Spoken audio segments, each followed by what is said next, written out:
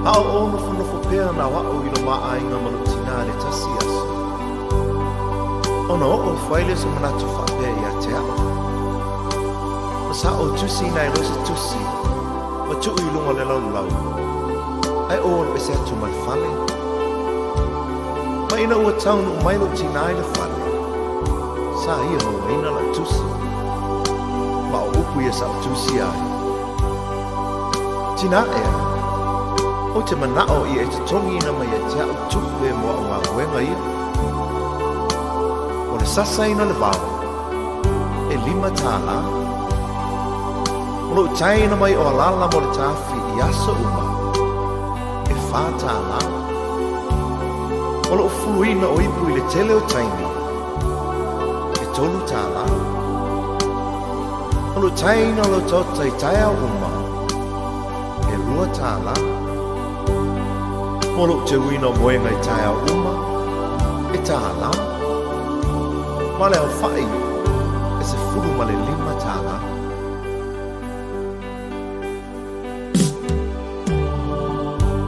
Ina o te fo i atu le whane. Ua le ailo tina. A o upula nei o lana tusi. Sa o tau a veina o ilo manawa i masina iwa. Ele ai se te tongi. Sa o whaasusu ma whanga ia te oe. Ele ai se te tongi. O te moe tau langa i po uma ma whaama whana ia te oe pe a manu lu. Ma o te talo mo oe. Ele ai se te tongi. O te pula fo'i le ao atoa ma le pō ma si i oe le whale mai pe hae mai. Ele ai se te tongi. Sa o whalawa ma tu inatu o i lea onga ma te tongi laua onga. Ele ai se te tongi. Ma o le te tongi te tu inatu i a te oe mo nei me oma. O lo uola, o lo uolofa, o lo umalosi ato, e tausia i oe. Lo utina o le tumu i le anga lo wha. Vea oe ma whaola i le ainga. Te le whaafiti pua puanga. E ngalo whapewhea i le tina. E whanau alana tama male tinga. Nā roi matau le alofa. E iona mfonga i teimi o pua puanga. Tai nilingi mai lo manuia i lo utina.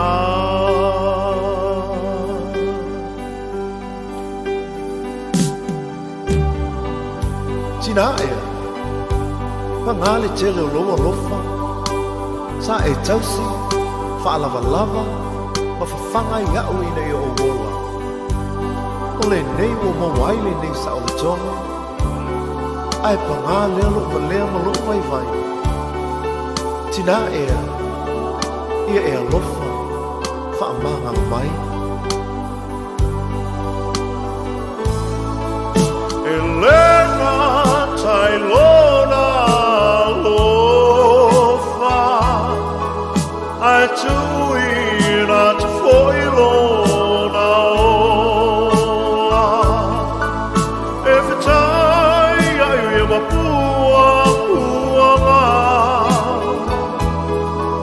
I live for a fiti, I live.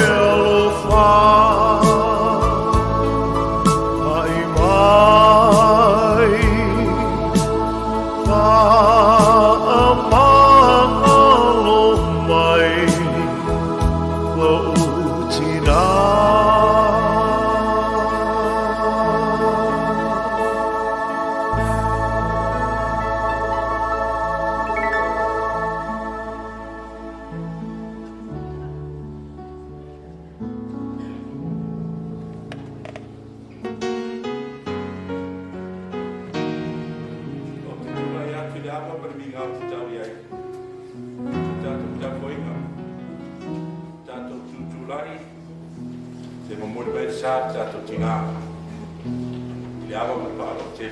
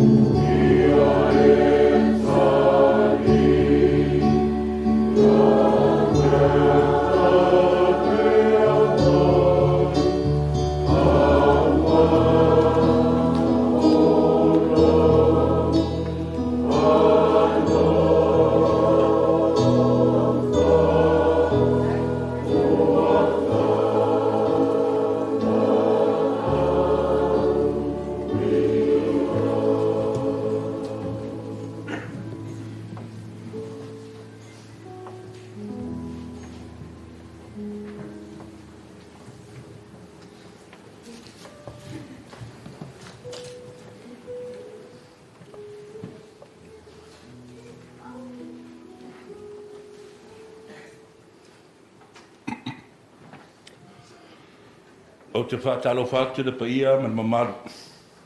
Wa mawhai o na awhiwhio mai, sa su maia tala mai ao. A wāra sao ninga whaale ainga o tātou tina, tene awhiawhi. Paia whaale atua, mamaru whaale atunu. O le anu nuu whātini tau sala. Whātalo whātu fwoi.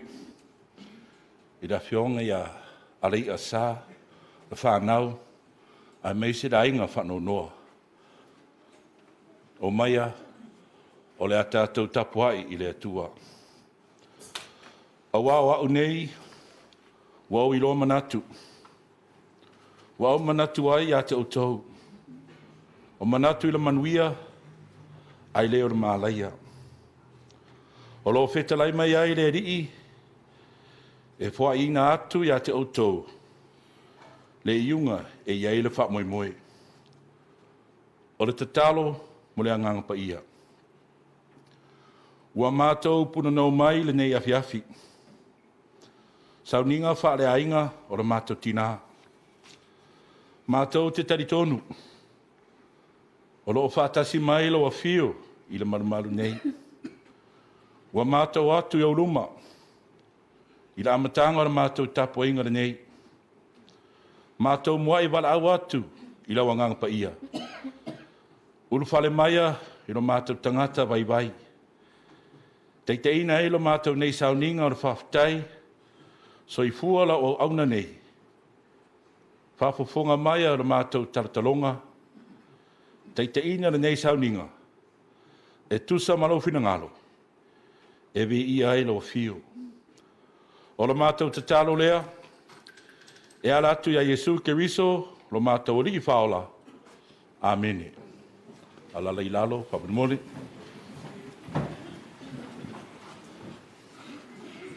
Tātou pepese le vingo le tua, luas furutasi.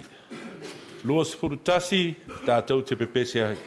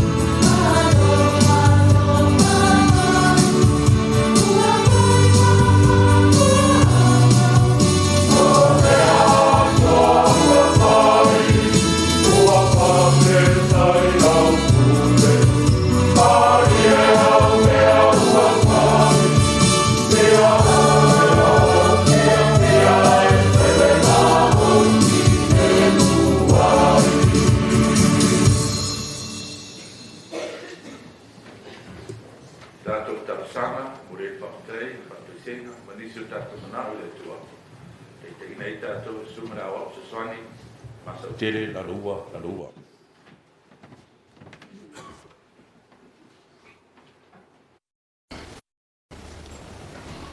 O tātou tarasanga, tālo le whaafitai, o le whakateisenga, mō tātou manao tuina atu i le tua.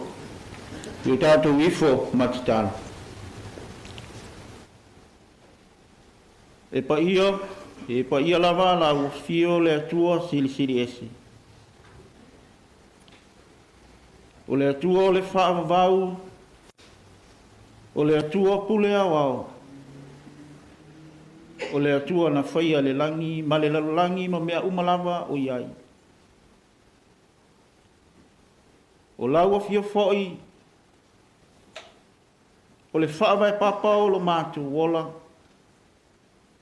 mātou te malu ai whaingatā ma pua ngā o leo langa nei. A o lau afio foi,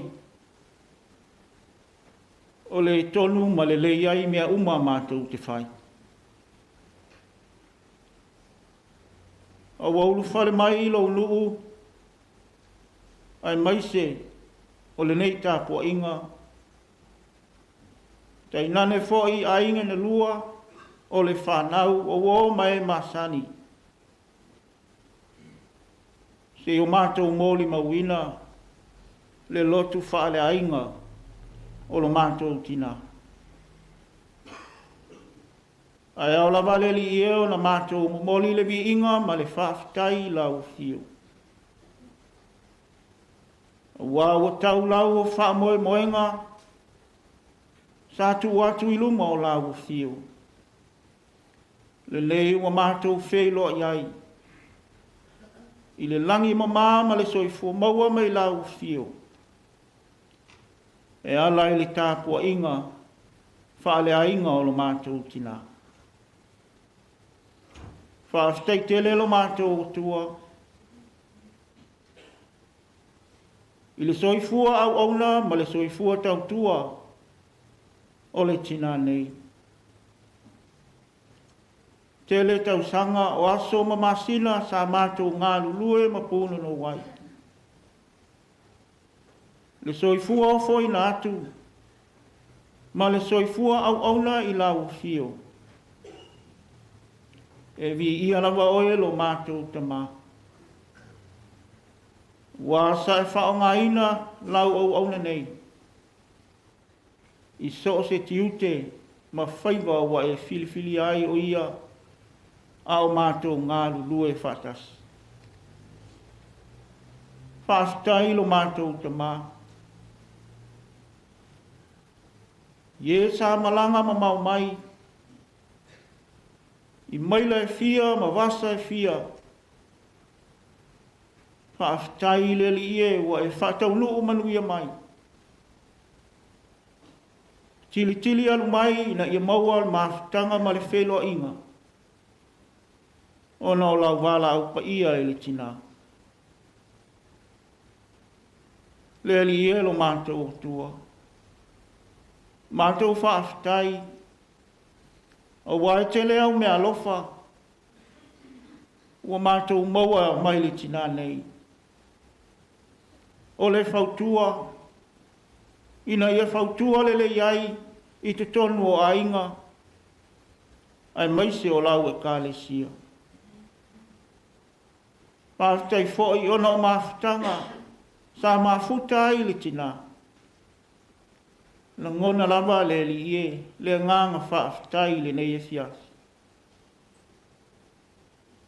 Wao se au auna, sa ngalue ma le wha maoni. Tau tua ma le wha maoni. O wa se vi inga oe lo mātou tua. Whaaftai lo mātou tama. O maua fōi le nei awa noa tā ua. Mātou te mafuta whaatasi ai. Ni se uso a malo, o e whai o na awai whaatasi le nei e fiasi. O no lau wala au pa ia i lo mātou tina. Le li e lo mātou tua. Mātou whaafitai. Wa o le au noa o mea lofa ma au whaamanuianga. Ua tofu si ai mātou umalava. E le ngata i le tū le tino. Ai siri fo i le tū whaale nganga. Mātou whaafitai le li e. Wa mea lava ua fionga pa ia. O le tapa sao lo mātou wola. O le suli o mātou vai ma le malama i o mātou wala. E whaatonu tonu ai i mātou. A o mātou iai pea i la mātou savalinga i le nei o langa. Mātou whaafitai le li e. O wā ua whaiala walo fina ngalo. Ua e a mia lo mātou tina. Ai tu ua i mātou wa tō tele wha wau lau whi au ma lau ngā luenga. Whaaftai lo nganga pa ia. O le nganga i whaatonu whola wai lo mātou wola i teimi uma. E te soa ni mai ma tū mumusu pēa ia i mātou. I teimi e le taunga le mu wai la mātou fo launga i le nei ola. E sili la mātou whaaftai. Ia riso, malo lona lama soifua ua ofo ina mai. E ala i lona maliu malona toi tū manu malo. Ua mātou mawai le tongi ola e whaama mai nai i mātou. Tu mawatu i la ua fio le vi inga nei se ia o i le whaavavau. E la ngona lama le li ie, le loto e, wha maulalo i au luma i le nei e fiafi. Se ie anga le mai. Wha mangalo le nei tapu inga, ma le nei fonga. O wao i mātou lava o tangata anga salama le tonu i au luma. Pa mangalo fo i lo mātou tina nei. O ani ona whaale tonu, mani ona aleu i au luma le li i ala i lo mātou mawhitanga. E meise fo i o lana tau tuai tonu o le nei e kāle sia. A o maua le malos. Le li i e le ato atoa le tangata i au luma. A ua mātou whaamaulalo le li i matatalo. Se e whaama ngalo lo mātou tina. Ia ui mā ngalo i mātou umalava, e ala i lo tōtu pa ia ke riso. O le naofo i la maila soifua a tōtoa. Tōngi o la ai o mātou tangata ngasala. O lawa fio lava, o le atua o le alofa fua, ma le alofa muti vale umalava. O mātou te talo i le nei e fiafi. Tō mai au whaamanu ianga ma lo wanga le lei. I le nei tāpua inga. Ma le nei sauninga whaale ainga o lo mātou tina. Whaamanu ia i ainga na lua. Whaamanu ia fo i whanau o wō mai masani. Ia iai le li ie, le mana o lau wha whananga. A wāwa motu sia le mawhitanga, o nao le malanga le maliu ma le oti. E leo so mātou loto, o le fina ngalo whaito o tasi o lau fio. A o lau fio fo i wa umana e whetalai. A mu ia e whaano noa, a wā e whaama ina i lātou. Se e iailo wāma le lei le li e. Mātou te talo le li e nei e fias.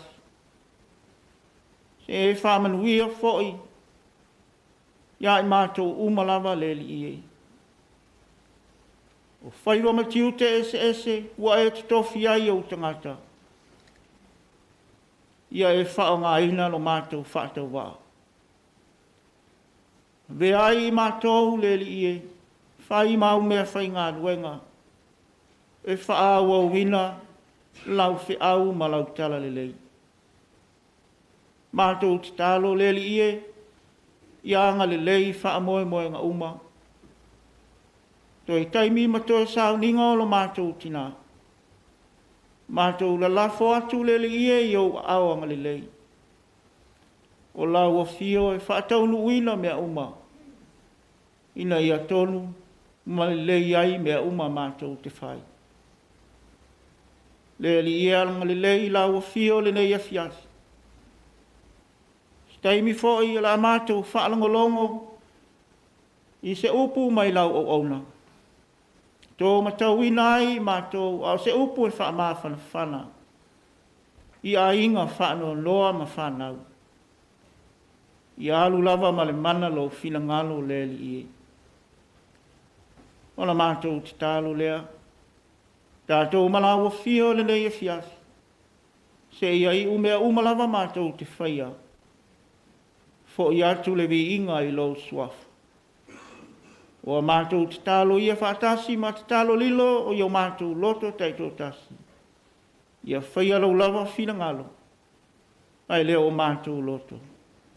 Jesu Kiriso, wala tuai la mātou te tālo. Amini. Tātou pepese le vi inga le tua Salau Mariwa. Salau Mariwa tātou te pepese ai.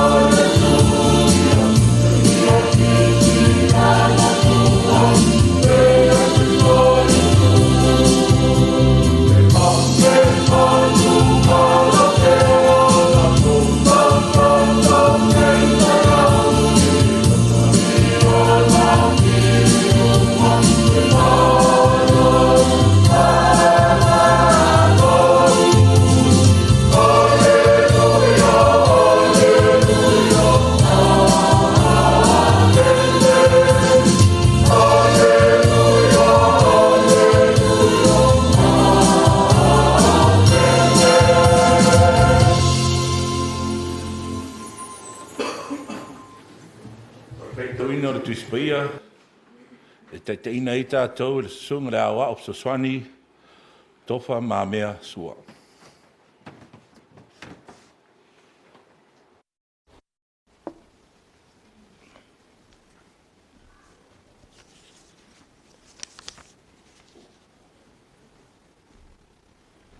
O le whaitawina o le tuspaia. Tusi whiriwhilia mo i tātou i le nei a whiawhi. Tusi mai le whenga inga fōu. Tusi e lua a le apostolo Paulo i a Koronito. Lua al Koronito i lona mata upu e 5. O te whaitawina mai le whai upu mua mua. Se i whaangata mai le whai upu e 5. Whaafonga maia. I le whaitawina o a whionga pa ia alo tātou tua.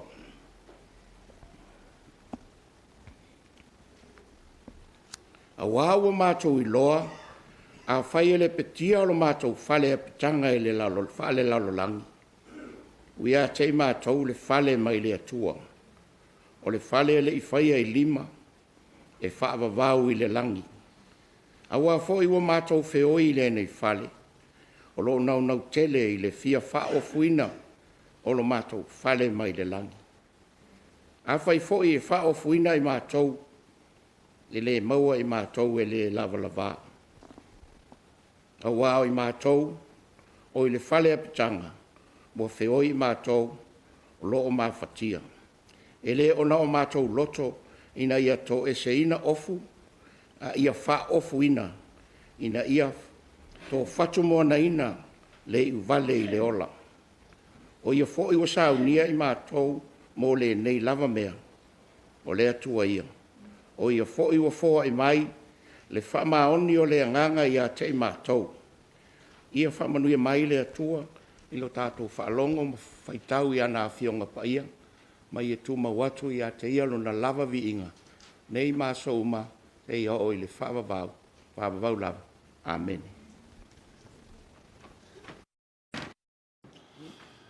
I nei waitau o te warau atu dawa ma le whaolau tele. I le sunga le tamā pensione, ia ola tofilau. Ia. Le o sauni eise upu whama whanwhana, ma tātou a inga whanonoa, a meisi tātou kalesia.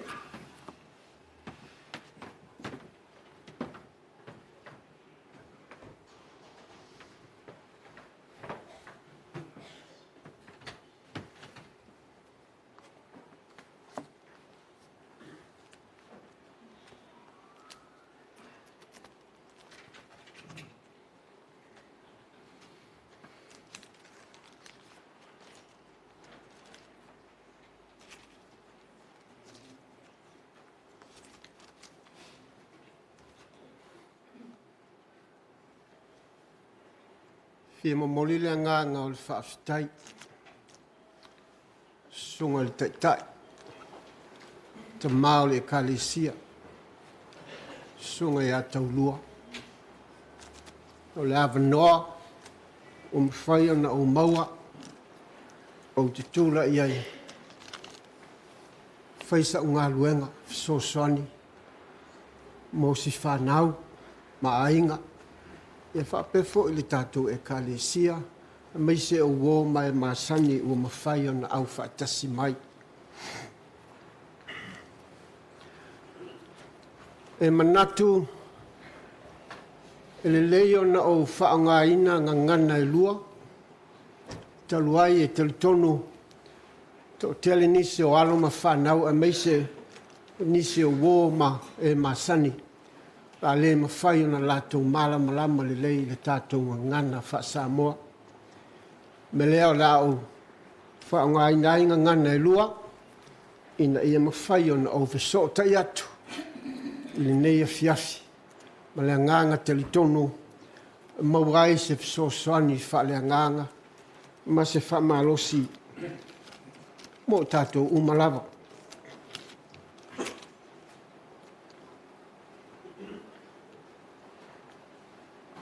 The reading that was taken for us this evening came from the second letter of Paul to the Corinthians.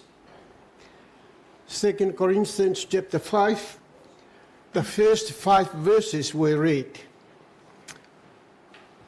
And I'd like to read these 5 verses.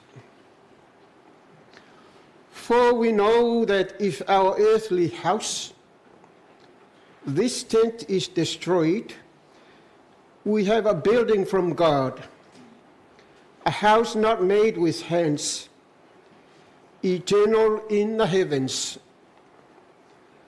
For in this we groan, earnestly desiring to be clothed with our habitation, which is from heaven. If indeed, having been clothed, we shall not be found naked. For we who are in this tent groan, being burdened, not because we want to be unclothed, but further clothed, that mortality may be swallowed up by life. Now he who has prepared us for this very thing is God, who also has given us the Spirit as a guarantee. God grants us His blessings to these words, enable us to understand the deep meaning of His will for us. Our sermon in the name of God, the Father, the Son, and the Holy Spirit.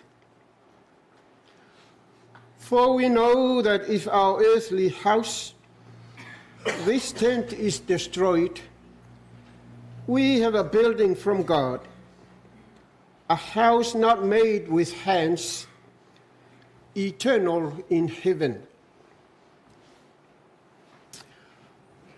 My theme for this evening says, not made with hands. Not made with hands. One of the ways in which God speaks to us in times like this is through the Holy Scriptures.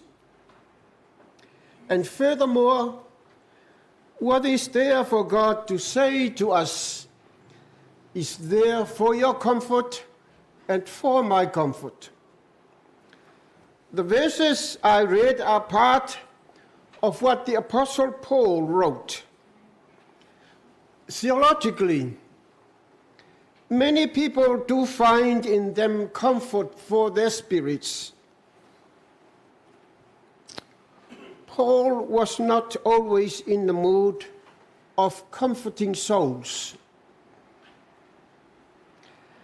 as he declared that he was better in building up than tearing down. The 5 verses read are part of that reality. He had a keen eye for what mattered, and that was looking beyond the limitation of our earthly existence and set the value of life here and now in the context of eternity. Paul was so certain that there is more to human life than the body in which we live. During our years on earth, this body is important, as we all know that. As he believed in the way in which God created us, so it is important that we do not overlook that fact, because it is a reminder to us that when this earthly body fails, and it will for sure, that it is not our end by any means. It is not our end by any means. For we know that when this tent in which we live now is taken down, when we die and leave these bodies, we will have wonderful new bodies in heaven, homes that will be there forever, made for us by God Himself and not by human hands. We know when a tent is set up properly and well cared for, can last and will provide protection and enjoyment for those who use it. And there are no misconceptions about its toughness. We all know that a tent is man-made. So it is not permanent, which means you and I cannot live in it for good or forever. Here the apostle contrasts a tent with a house that God builds, a heavenly, eternal house, eternal home. This eternal home with God is promised to all who are children of God. We want it, and we need it. Why?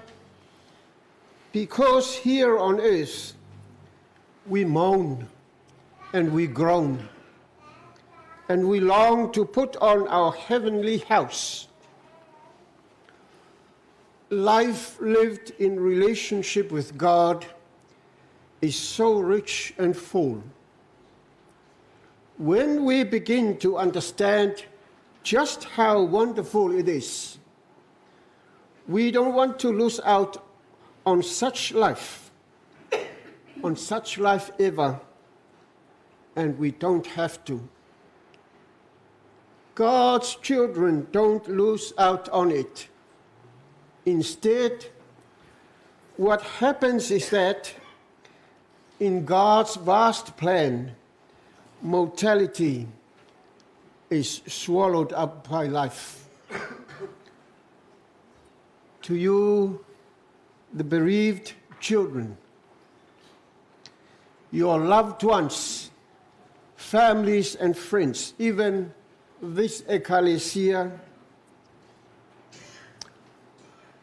your mother, your great-grandmother, your grandmother, great-grandmother, maybe great-great-great. Families and friends. She has now moved out of her earthly tent and into a most elegant heavenly home. A heavenly body in which she can celebrate her wholeness, even as she joins the celestial choirs, singing praise to God. She is now beginning to receive the gifts of eternity.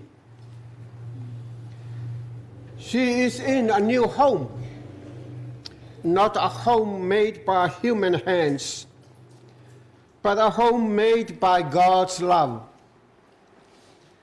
Separated not from you forever, not from us forever. She is now well cared for.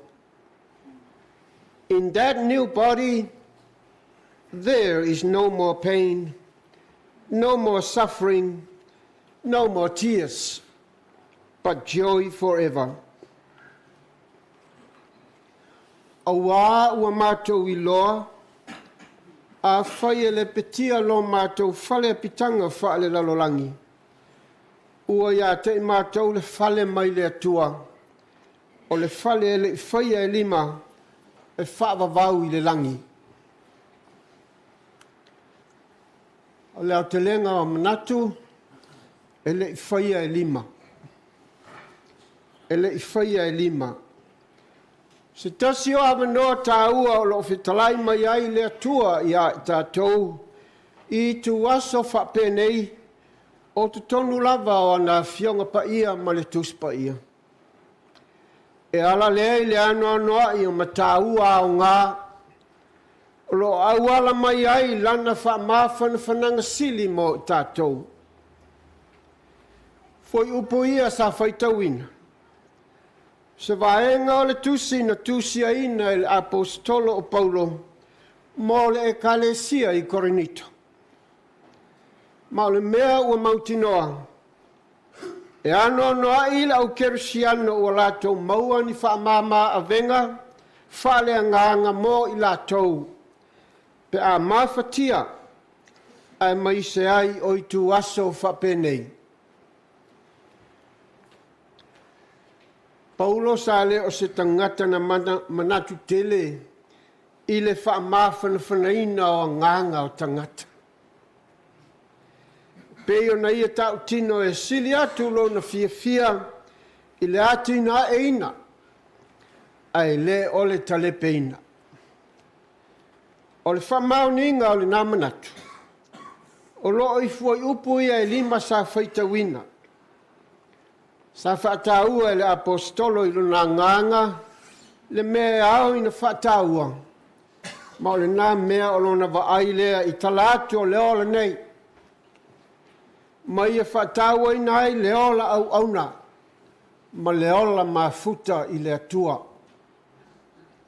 E tu sai ma le sa ili atu i le ola e whaavavau.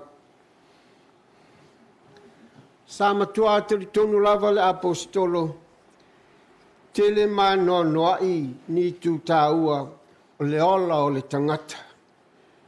Nei lo le tino o lo ofuai le ola nei. Mai le o whapea mai Paulo a mea lai le o ngā le tino le nei, le ai. E matua tali tonu lava le apostolo i le poto ma le mata i sau o le atua na ia fofo i nai me uma. O le mea tāua o lo tuli mata i ai le vaai le apostolo. O le mea fo i e au na tātou whaataua ina. O le fofoanga poto o le atua ma lona mata i sau. Ma o le whaamanatu o le apostolo e iai le taimi e awhai na ai le tino le nei. Ma e o mai lava ai ia manatua e le tangata soifua e le o le unga lea o le tangata. E o mai ai ia tātou manatua e le o le tātou i unga lea. E pe o upo o le matua a wā ua mātou i loa a whaia le petia lo mātou fale lalolangi. Ua ia te i mātou le fale mai le atua o le fale le i whaia e 5 e whaavavau i le langi. Tātou malamalama le lei a whaatu ina ma le poto se fale ie ma vaaia le lei. E mautino lava e umi o nā o ngā. E umi fo'i o na wha o ngā. O le nā umi o le amauai se nofo se ainga e fia. E puipuia ma la amalato maua le to file mu. La to te mautinoa puipuia mai ai i la to i timunga ma matangi. E mawhana whanai. E mautinoa fo'i lava le taritonuina o lona anangata.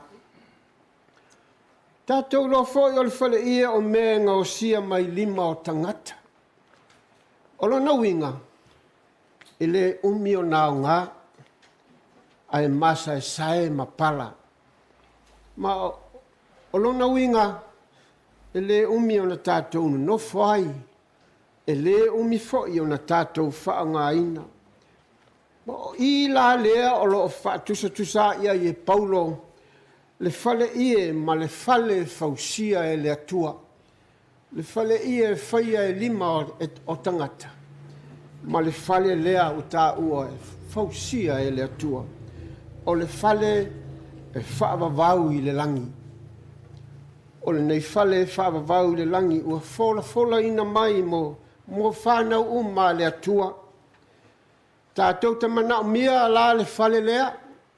Aisea. Ua foi o le ola nei, lo tātou o ono i tī ngā. Tī ngā o mai, ma mawhatianga i puapua ngā. Mai tā ua le suia o le tino oti i le tino leo ti lava. Ma le tino pala i le tino le pala e mafutai ma le atua i le ola e whaavavau i talatu o le ola nei. Ua tā ua le mātango fie o le ola mafuta ma le atua. A o la ina tātou malama le lei I lea mātango fie. E te tau lao na tātou tā ofi mau I ai. Tā ofi mau I le ola mafuta lea ma le atua. Ai aua lava ne I o tātou meleina. O whanau uma a le atua. O lo o tausi ni o I le atulanga. Ma ia mautinoa. I te tonu lava o fuafuanga poto ma le paia le atua. Ua uma o na wha umatia le oti. I le manu malo lo tātou li whaola o Yesu Kiriso. O tau le whanau. Vai atu o tau paia. Le mawhai o na o taiaina. O e uma na ifo mai le tina lea male toi ina ua lewa o nau tau te te. La le walu e se atu la o tau pele. Walu e se atu o ia mai lona fale lalolangi. La le ua ulu fale atu nei I lona fale langi. O le a ia wha manu ma vivi I ai I lona atua. Lea sa tau tua I ai le ola nei. O le la ua ia maua mea lofa o le wha vavau e tu mau. Le la ua I lona no fuanga fau.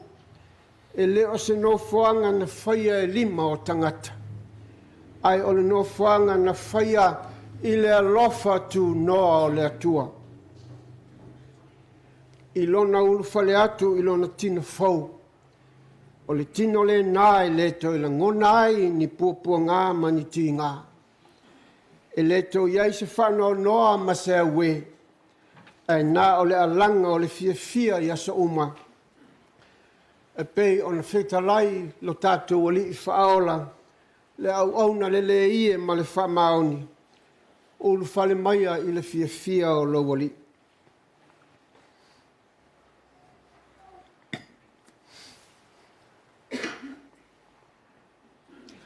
I knew when your parents were married. I don't remember how old I was. I don't remember when and the year when Siaki and Senetima Leatalua were married, but I knew when they got married. Just briefly, vai atu le suafa Tuifa'asisina. O le au tā ua le suafa Senetima. Te le fo isa ngā luenga a le lo matua lea moa. O te manatua o au fo I le si tamaititi o tūpulanga whaalunga tā I vai nā teimi. Ia e o te a Senetima. O te mana tunatu muli ai na ua o malama I le ola nei. E tā ua le o te aloutou tinale sa o te mai ai I a mātou. Ia, taua ina au pai ai whapena. Leanga ua lewa ona leto e mafuta ma loutou tinale. Ai whaafitai I le atua, ona o ia taimi sa mawhai ai, ona langona, si ona si ufafonga, ia e maise o lana whautua, mani a o onga na mātou maua I te tonu o iwa, a o soifua, a riu, ma whalanginga. Ia mautau mātua. Tau ole nei, ia te o tau le whaamawhan whanangasili a le atua. Ma ia tu atu, ia te ia o tau anganga, whaavauwau. Ma lo tau anganga telitonu, o le laua ia awa anga le lei o le atua, lo tau tina, lo tātou tina. La ua I lona whale fau e whaavavau. Ua le o le whale e pala e pei ona sa soifua I le ola nei. A o le whale ua uma ona saunia e le atua. Mo I lato uma o e sa I li atu I a teia. Ia alofa mai le nganga o le atua whaamawhan whanatu. Ia te outou manai o tau whanau.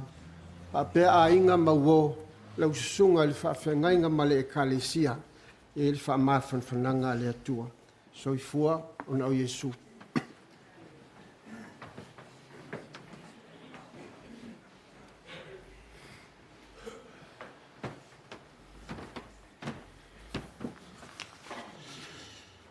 E mamori le anganga ra whaftai. E tama pensione.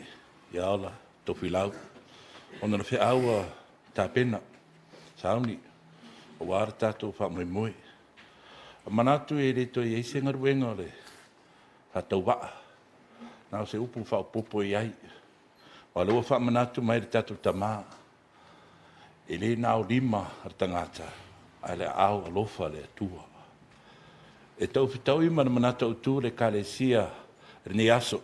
E whape o wholofolanga. E whawai se tala le tusia Iosua ma tau pue mua. Ar whai pue iwa. E whapea. Au tele i whai ea ia te oe. Ia e wha malosi. Loto tele, au e te whewhe, au e te matau.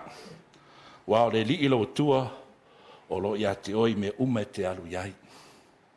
E tala whea ngai, e lau a mātau, ma whaalongo, ma whea au ma mori le nei, a whiawhi.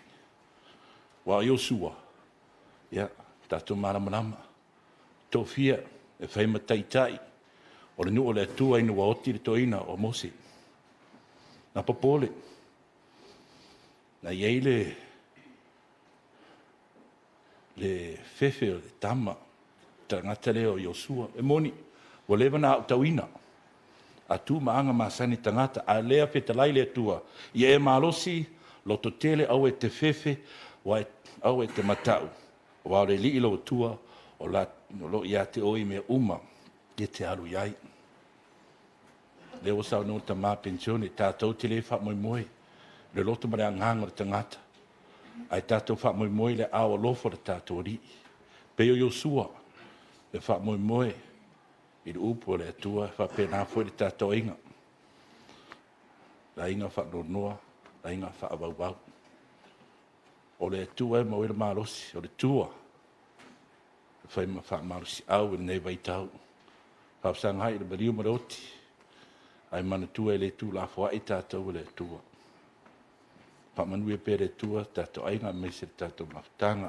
Tātou pese le vi inga le tua, lua se lau toro sutasi. Lua se lau toro sutasi, tātou te pepese ai.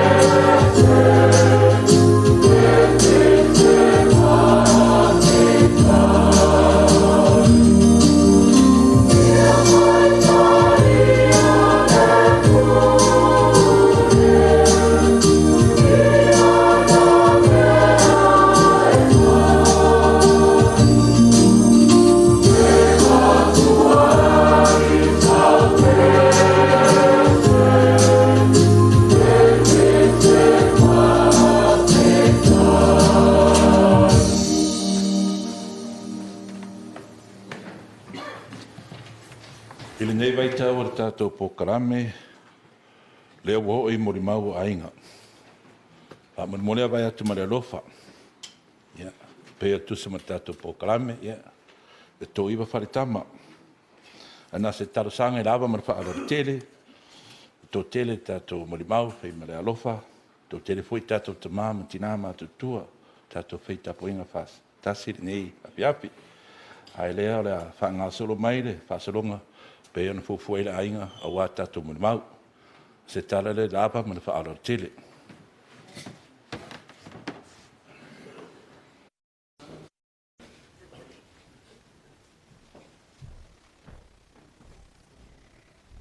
Tulona le maoto le tua. Tulona le fioaio le tua le menei. Ia, mai se la usunga te tai. La usunga le fiangainga o tanga vaia, tua. Mai se la wa. Tulona lava. Ia, I am your MC for tonight. Ole a mata tato molimau. Ole a mata whanau alo matua se tulo. Tai 5 minute. O siri atu ta e to fitu whanau alo matua. Ia, e saua e lunga le tasi ba mai ana whanau. Ia, ma tope i whapena. Ia, a wata to a inga. Ia, ma wo mai ba. Sani ma whaalo lava. Ia, a mata mai leo matua. So iai. Mata, ia. The first 4, and you the last 3, wait there. Say you are to the first 4. Ia, na mai fuela e o last 3, but o whaalo lava. A fio mai loa, mi tala mai au. Mua mai, whanau, a laia. Laia sa, pesta, o mai loa. Ia, o nei mau, e moni maua laia sa, i le aso lua. Ia, o le a mua mai na o na halo. O mai loa, ia, a mese la fionga a mauala, Madonna, ma o la halo. Ia, ma la fionga a tofilau. Ia, ma o na halo. Ia, so o ailoa, ma la fionga ia pesta asiata ma o la alo. Ia o mai mai lunga nei, e whai o hea e tutu isi tua i, ia o mai loa.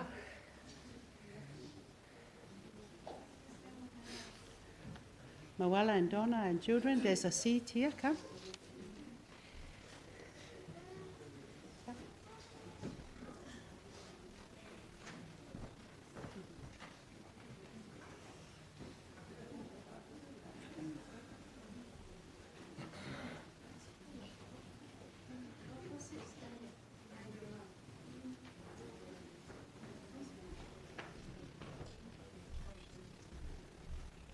Tara flawa, ia nā ua omana sauno atu la fionga to whirau le MC le ala ainga nei le nei pō, ia usi mai le whaafonga, ia o whanau nei, o a o la titu, siaki Rose, leo matua lea, o la o whanau, tulo, e to se fulu, tulo o a o grandchildren, e se fuluiva, a la o whanau e to se fulu. I o lea au mau o mai whafo, mai nei, lea na taunu mai nei tulo, o leo matua leo awai mai, o lo tutua ngia e ngā ruenga i South Island. O Sili, Regina, luna lua, se ini e leo awai mai, taunu mai se taimi a tae au, pe au lia leo la malos. So o ai loa ma pesta sentima, o lo awai mai po i o ia le tauninga, a tae au pe au lia le ola ma malusi. O whai ilangi le fōlango al tama whasavalu Europa, e le tausanga tua nei. So o ai loa mai tama i tai nei o awei, lea na taunu mai a nei tae au. Ma le tene o le masanga tulou, o Phyllis whai mawhili o atua Rose, tau nuu mai nei fo i tae au mai Amerika. Ia o le whanau nei, i fia tele le lo matua le nei. Wala a o le levo fo i lea ua fia la i titi lo matua. E poto mata mai lo matua, e alu e sui le levo, ina ia so tai mare la haiti o ana whanau. E tala no fo i pea tausanga o Phyllis. A o fo i la le levo a great grandchildren. e pei lava le tala noa le afionga tuifa'asisina o se si pe pitao la e la te tala noa e malia le afionga le tinao ne ainga ai se ia wa ia tutulou le whanau fo ini le sona mani mafutanga sanga lue ai langa o mātou tulou pena i loa e ese mea mātou te whiola ai tasi a le mana o leanganga e au ina mai. O te rei loa e o mai lau whanau o au e au mau sa moa tulou. A o lea e whaate ia o fia o mai uma ta ruai ngā ruenga tina. Ia usi whaafunga si whaia tu upu le whanau i se mea na mawa mai a grandma tulou.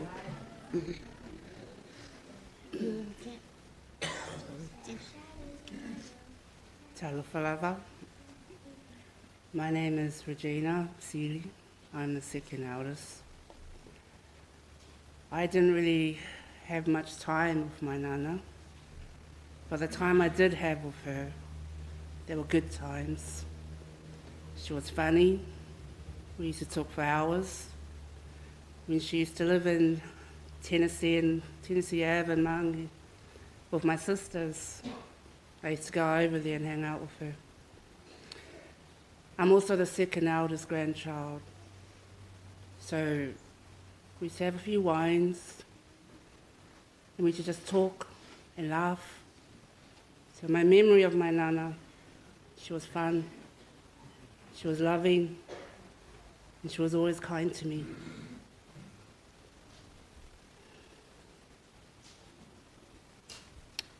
Thank you, Nana. Thank you for being kind to me and my siblings. Manurewa Malanga.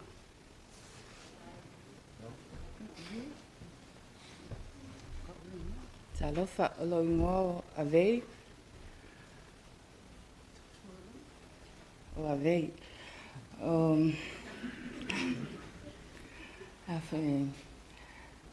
One of my best memories of my grandmother, she was the first person to ever teach me how to read. But she taught me how to read in Samoa first. And then, ngā lua lua la ia, wa mix alfa Samoa ma ulua koe au, whai kau pālangi. Au matung ngofa kasi Samoa I kuku ila. O le whasawai e loma kua. Wa ke ula vale ia. Pe ongo fiku salamo me kuspa ia nga mako memorize uma mako lai ki ko kia afi uma. Ka ume lo mo le kusi mane salamo e fai e memorize uma e sanga fai kaus kuspa ia. Ia e sasa mako lima fa pe ke ma fai le salamo se longa e maua se longa mo salamo e ko kele mako ngai ai. She was very strict. O se tangata foi, e se le loto alofa.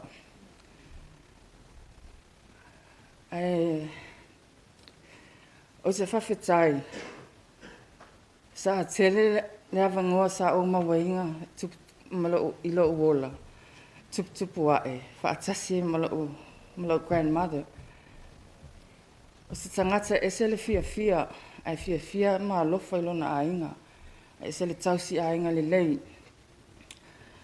Nana, whawhetai lau alofa, whawhetai lau o ina fo o au, whawhetai o whamanianga o maua. O se whaile emrin mau sofa Yesu. Amen.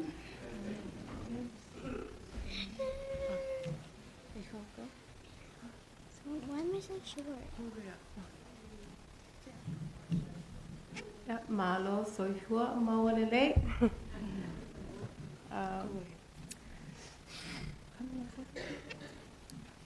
Hello, I'm Phyllis. I am my mom's youngest and maybe my nana's favorite. Because I find stories of my brother o kuangange mauso. I'm like, how come I don't remember anything of Nana hitting me? But e kasi ne mea ele ngalo o le malo si o kakalo. ka ke isi ka au, o le pese mai aso uma, le fai di inga, ma kakalo, ma ngofo akuma ko, and then fai ma ko kakalo and di inga. So it was her example, or me watching her, built me as a godly woman, and to build my children, my girls up because of her. And I want to continue her legacy as a godly woman in my life. O langa whamanguianga, mai whamanguianga ngā. I lo'u ainga, o lo'u tina. And I would like to share with you nai upu muli ngā whaamalosi e iau I lo'o nganga mai lo'o nana whamai. E leo maingi a ngelu, pea ele ngalue. So faith without works is useless. That's what she said to me. And she said, kakalo ia whamamalo loko. Whamai. Ai awa ke ika I sesi. Those are one of her words. If my kakalo malo loko a koa. And I'm so grateful that she shared that with me, because that's priceless wisdom that I will carry on to grow in the next generation. And I just would like to end with that and just say I'm grateful for my Nana. So thank you.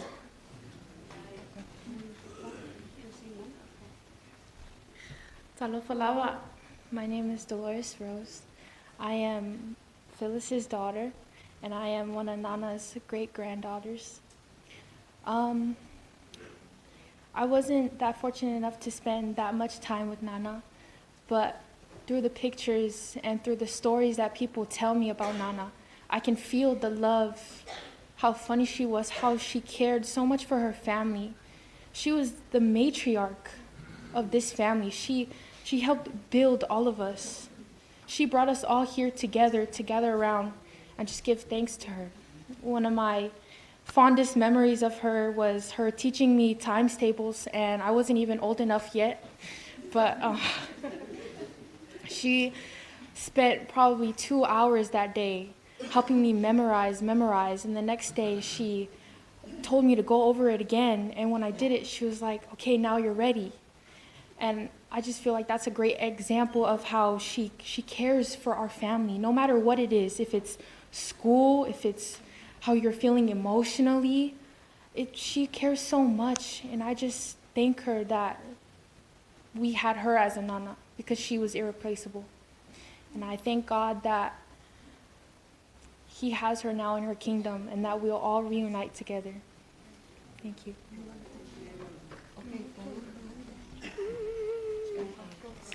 Someone help me? Thank you. I am also one of my mom's youngest daughters,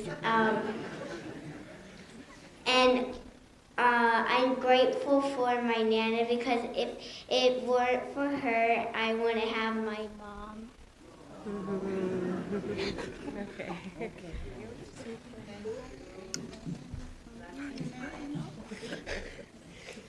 Okay, that's good. Hi, good evening, everyone. I am Anthony's only and best child. And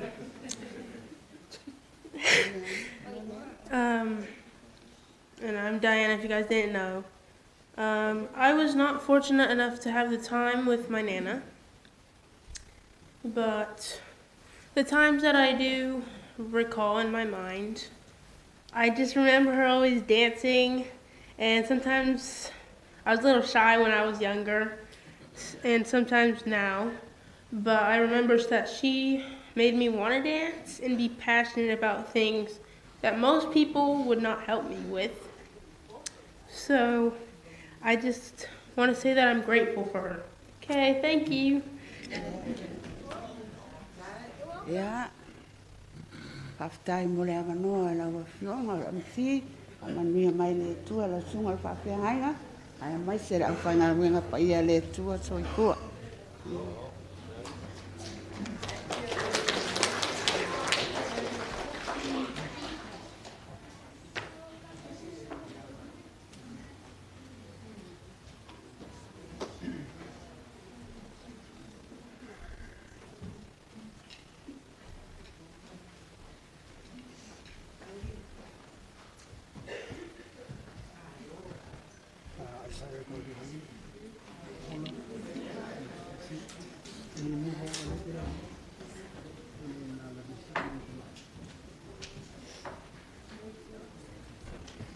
O te whatalo whāturu pa ia lasilasi nea fiafi. A ole matau wata ole a whangasa o langa e umirika kua fiafi. O au o mawalai bau polo i o mea o lei loa o loi ngopalangi nge New Zealand o G-VAI. A olau lore kele o wom matau ainga mai iwa. Ia o au le ne o polo i o mea. O le ainga tusia o ainga. O sio o to lua le o dona. Sia mana mea. O le teine matua leo ki maia e seta, o leo fitu masina, o la risa vei, duplessis a riu,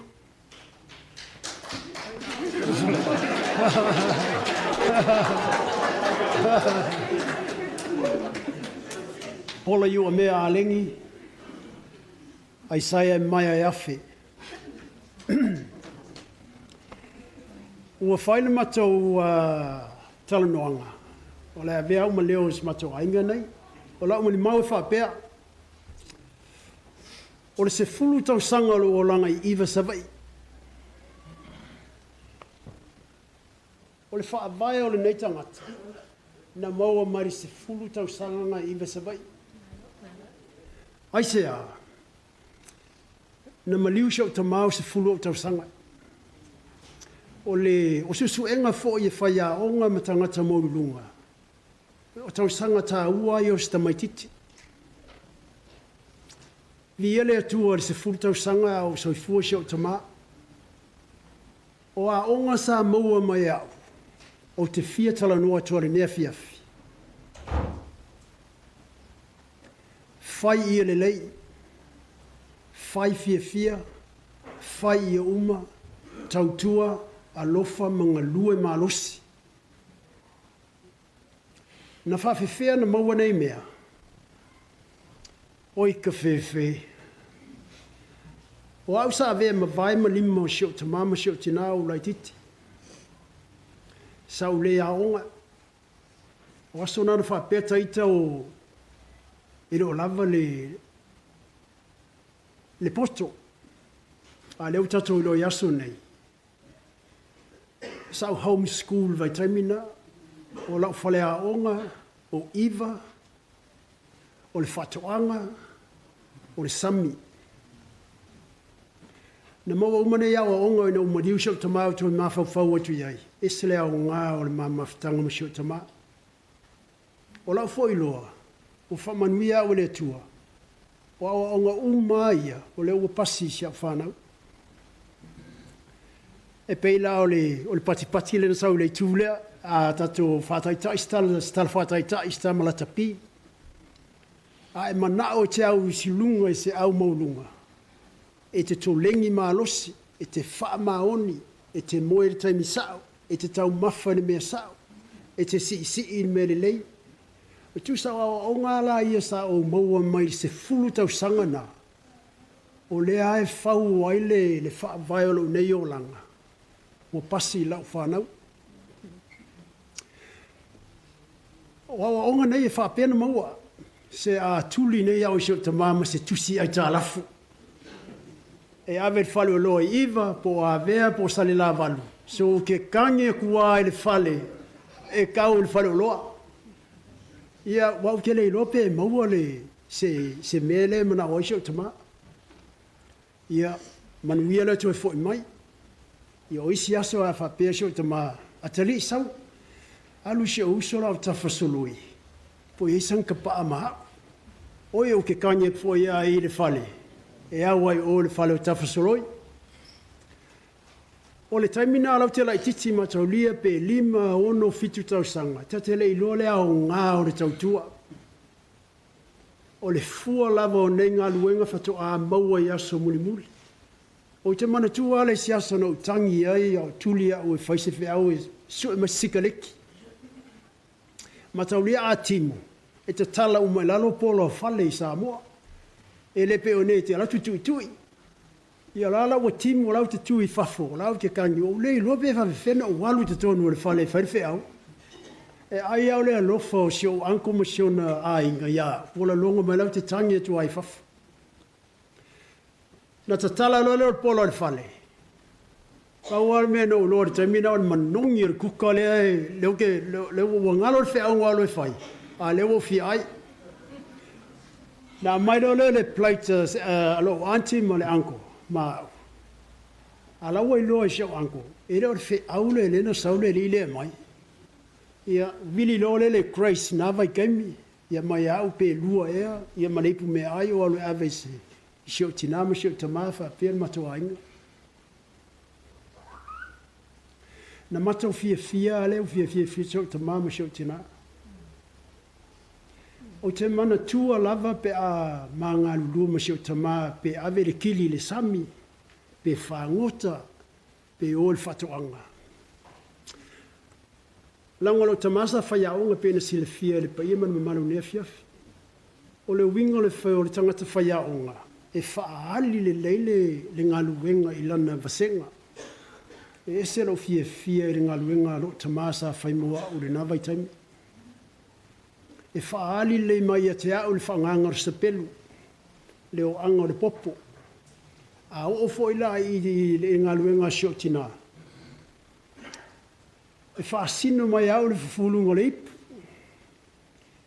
Le whamafōlanga o maa i le pai. Le tanga o le tanga mea. Le amunga o pakeke vai. Ia awangi mungo i kelenke o masa. Ese le au ngā ne ngaluenga. A fufua tula iai taimine o le uolanga. O aule ne ua onus fufata usanga. O te fia tau sanga nei wai maulau pensiona. Onus u 5. Ai peia o lau tautalanga na ne fiafi man moni mau. Ile au ngao le sona tatou mātua ia tatou. O fua fo ia lau ai loa te vaia ia sa umamas taitasi. I siau whanau le tu mai o tua. O te mana tua ele afu. A siau ta mama siau tina. Ai mai se lava le se fulu tau sanga i iwa savai. O se lala whanga matangu fia to ele lei. Sa o ta mo ele ranga vale, tamatau, luma matua. A se sea, po le asa o mea se fai. E wha sao au telo tangata sa mato ngā lulu whatasi le namai taimi.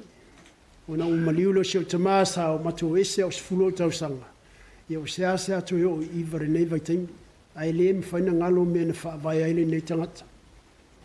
E ola u moli mauna i le nea fiafi.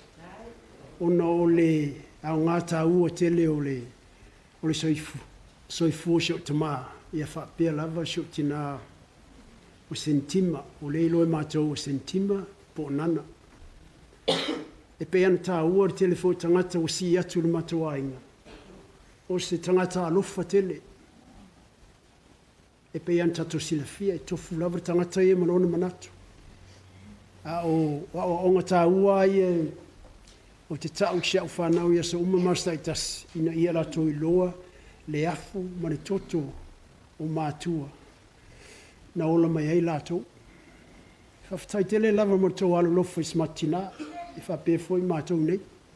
I whamanuia pele tua ia te autou. Ia sa umamasta i tasi. Whaftai.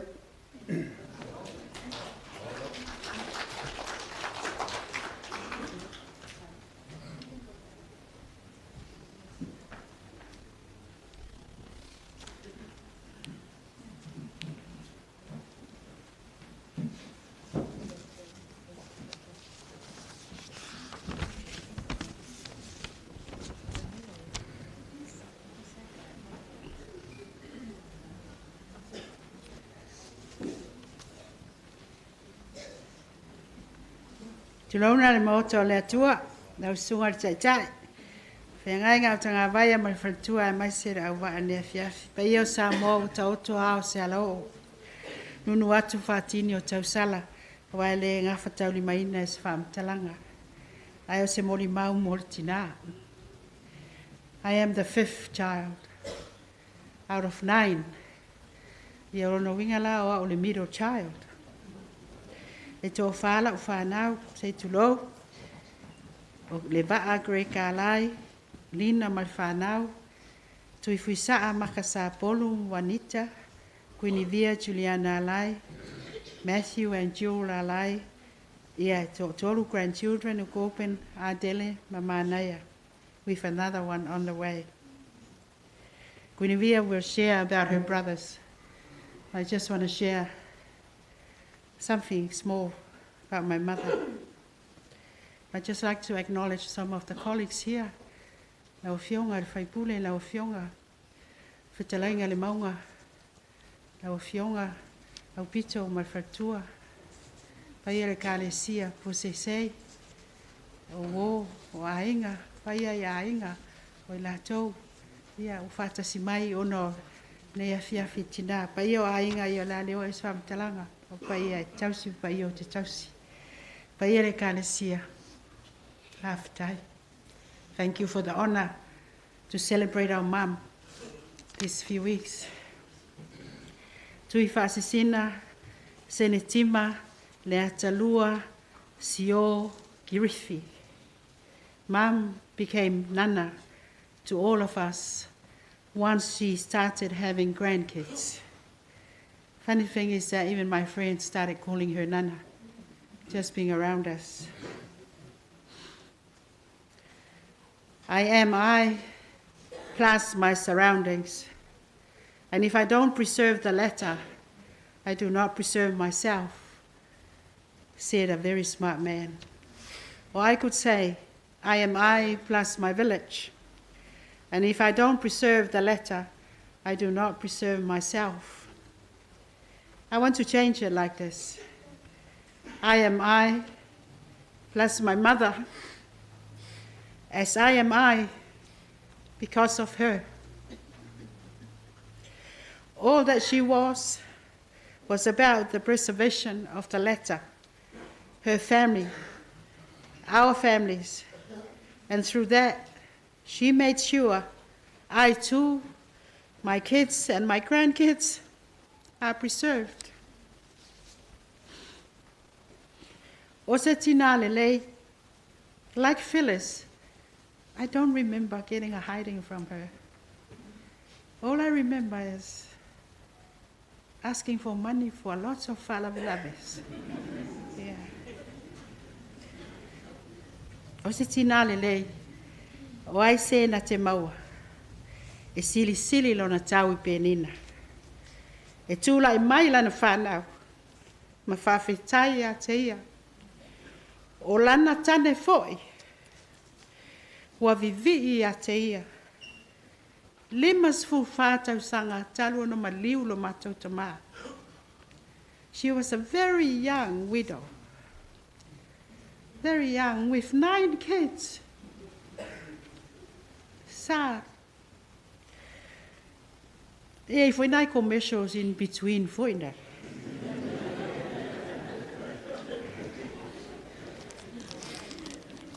But now we think back. Oh, wow.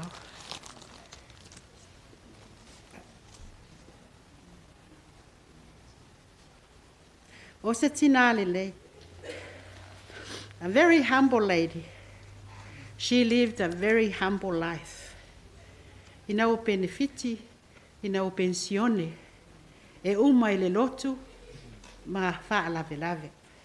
E watu loe pestati resalan tupe, ia o la ualofa, o le saonga le ainga, ia o la uskaleti, ia lava loa.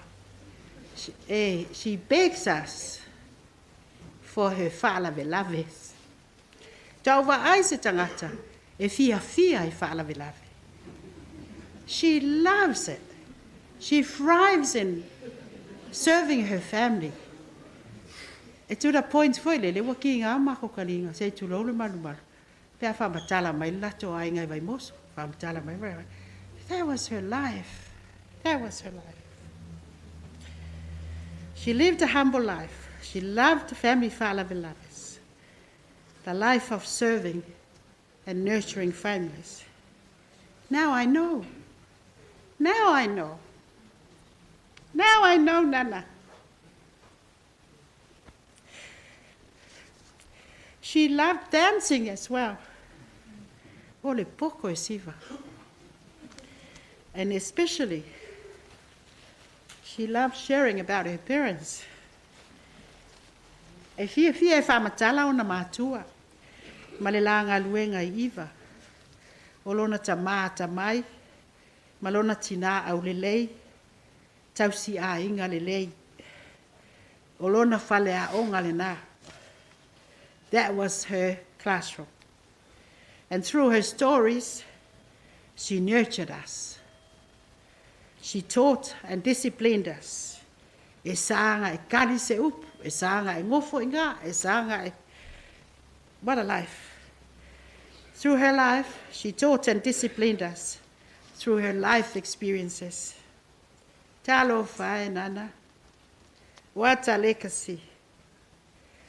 Sa ia whawina se whaabai papa, ma toto se whatu mo mātou lana whanau, ma tupulanga I le lumana. E le se tina e ngau ia, e le whaalia lia vale, ai whai mea fia tangata, I ona a inga. E stau tua I le mea sili, ki ngā le lima vai, e whina lava, ia whaia le mea sili. Whaafetai nana. I am I, bless my mother. Whaafetai lau sunga le taitai. Whaafetai le fio mai le nea fiafi. Winivia over just 1 minute. God is good. All the time. All the time. Ma lo le soifua manuia. O lo ingoa Guinevere ālai, o lo tina o Tuifa'asisina Senetima ālai, o lo tama o Vaangi ālai, o ia ua mapu I le langi. I am number 3 out of 4 as mentioned. I stand here on behalf of my brothers, Maka, Greg, and Matthew. They could not be here, but I know Nana and God sees their heart and respect and love for Nana. As a mother of our family, leader in our family, and most importantly, a child of God. My youngest brother sent through a message on behalf of his family, and I'd like to play that for you now.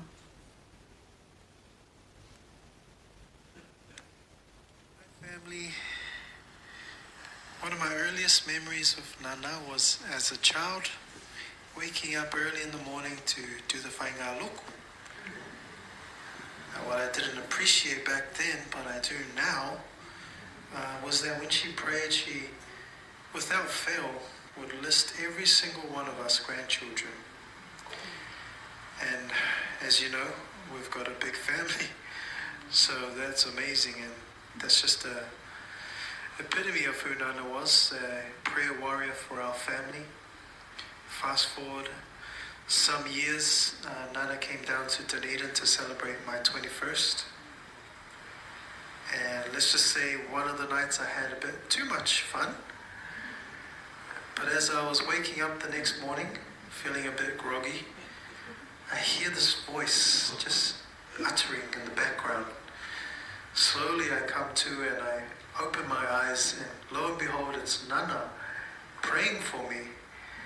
And instead of okaying me, which she should have done, could have done, instead she just asked how I was. And, you know, that's another picture of Nana that I will forever treasure. I was very blessed to have Nana a part of some big events in my life, the 21st. She was also able to witness my wedding, my lovely wife Jewel, and she's been able to meet each of our children, Corbin, Adele, and Ma'anaya. And just this year, actually in January, when Nana was here with Auntie Kilesa, we were able to meet up again with Nana. So, you know, I've been very blessed to have Nana a part of my life, and it's really the closest I've had to any of my grandparents. So I've been very blessed. Love you, Nana. I know that she is in a much better place, and that she's finally resting now. Love you to all the family. See you soon. Manuela malanga nana. And just to finish off our siblings' tribute, I'd like to say a few words about Nana herself. As you've heard, she is a God-fearing woman. And like my brother mentioned, my earliest memory was of those morning lotus with Nana. Every school holidays, our cousins, our older cousins, we would go there and spend time there. And I think her early morning prayers showed us she actioned what she believed in and her belief in God. Right up to her very last moments, every story, conversation, and advice centered around God and His many blessings. Her solution to every challenge, her response to every blessing was prayer, giving thanks to God, and always advising us to keep praying. Nana, I love your heart, your faith, and your commitment to our family and your God. You never shied away from being present at important milestones in our family's lives. I feel so very blessed, like many of us here, to have had you for most of our lives. Our matriarch, one of God's angels here on earth, and now in our hearts forever. Thank you, God, for blessing us with an amazing Nana. Be with your Lord now, Nana. We will miss you always. And please say hi to your smoking buddy, my dad, for me. Manuela malanga Nana, whaftai lava mo le apnoa. Whaftai si ainga lea. Whaftai.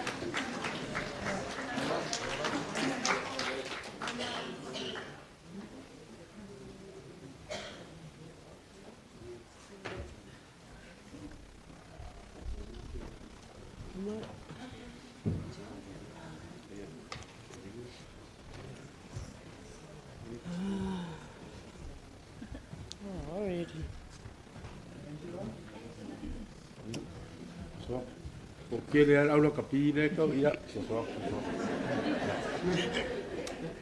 Sega ia. Nalo. At fatalo fatu le paia mal mamalu o la fia o fata simaile nei afiafi. Mo le mawina le soifua sio masotina. Mo le atu fatai lo sunga taitai. Malo awa. Mo le avanoa. O au elo na ono i le whanau ale masotina ia Tuifa'asisina. O lo ingoa o pesi tātau ili ti resa. Kirifi. Penu. Pangaro whai o na. It's all right, hon. Okay. Back to it. Bear with me. Yeah. Okay. Olo wa inga ya. Yeah. Wa sila mai ai. Yeah. To a fatene. To a tasi al tama. Olo tangi mai ala le ulu matua o na foi toa fia pule. O i Amerika o na pukla na malanga e saule luas fulu walu al masina nei. Ia a peitai wale mwhaito e sui e tangata. Ia lafo mai lolan se leni maloi mata. Ia mai. O leala e toa whale i se taimi whai atu ma introduce aku lako lato ingoa. E toa se fulu tolu a ma grandchildren. Ai ole nei tu la. O se moli mapu po mo Siō-Tina. O Tuifa'asisina Senetima Leatalua. E wala aule atua i Siō-Tina o ma futa. O leva la ma mafutanga. O stina e ma losilon whaatua i le atua. Pei ona maalia e saunoanga o somtuangane o mawai. Mai se whanau. I lost my place. O le tō anga i o le tina te talo, i le ao ma le pō mo lana whanau, whapea whanau ana whanau. Ai mai se fo i ona a inga e pele lona lotu. O se tangata e anga maalie, e fia e wha ata tangata. o le amisia o e mama. Whaftai mo le maftanga. Ia le atua mo o le tina. Whamangalo se la tātou maftanga. Talo sia na malia lo loto. E se tau singa. E sa wia na alu. Ai ua fia dad ua e. Ola ua e alu atu. Ia manuia lau malanga. Whaftai tele lau sunga tai mo lo ua manoa. Whaftai.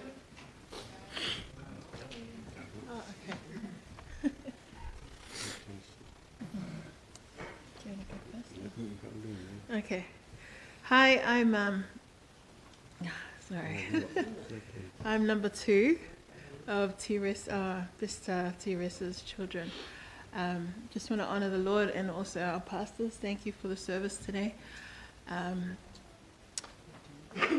This is my husband, Dee, and these are our 8 children.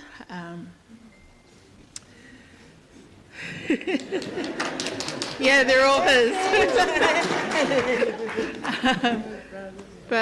Yeah, oh gosh, there's so much. Like, Jesus is kind and severe, and so is my Nana, hey? She didn't spare the rod, but it's just her desire, you know, for us to live well and to be blessed. And I just want to love you, Nana. It wasn't easy making the trip here. But I'm so thankful to God. You know, like 85 years is such a good run. And it's a good reminder, like, don't waste time. Make the most of every moment, and just thankful for Nana. Yeah. Thank you. Did you want to say something? Talk about your housing. Yeah, my name is Dee. You always have, like, I guess they always talk about the favorite in-law. Yeah, I'm not that one. Just to clarify that.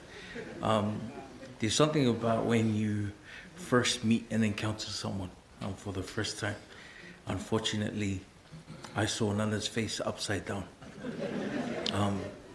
I was visiting her granddaughter, and I was hiding in the bush. But it started to rain, and she told me, come inside. I said, no, I don't want to come inside. She said, it's raining, come inside. So I came inside, and I heard these footsteps coming down the hallway. They didn't sound like light ones.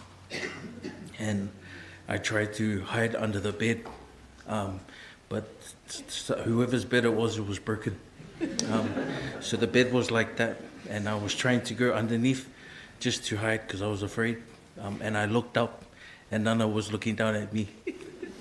And she said, if I'd come on now, to come to the front. But that night, like, I had never grown up with a grandma. And she was like a grandma to me. That night, she just loved on me and said, you know, please be careful, because Nina has uncles that are very dangerous. And I said, thank you for the advice. But yeah, I enjoyed my housey runs to pick up Nana from housey and drop her off. But Nana, thank you for being the grandma that I never had. Manurewa, alone.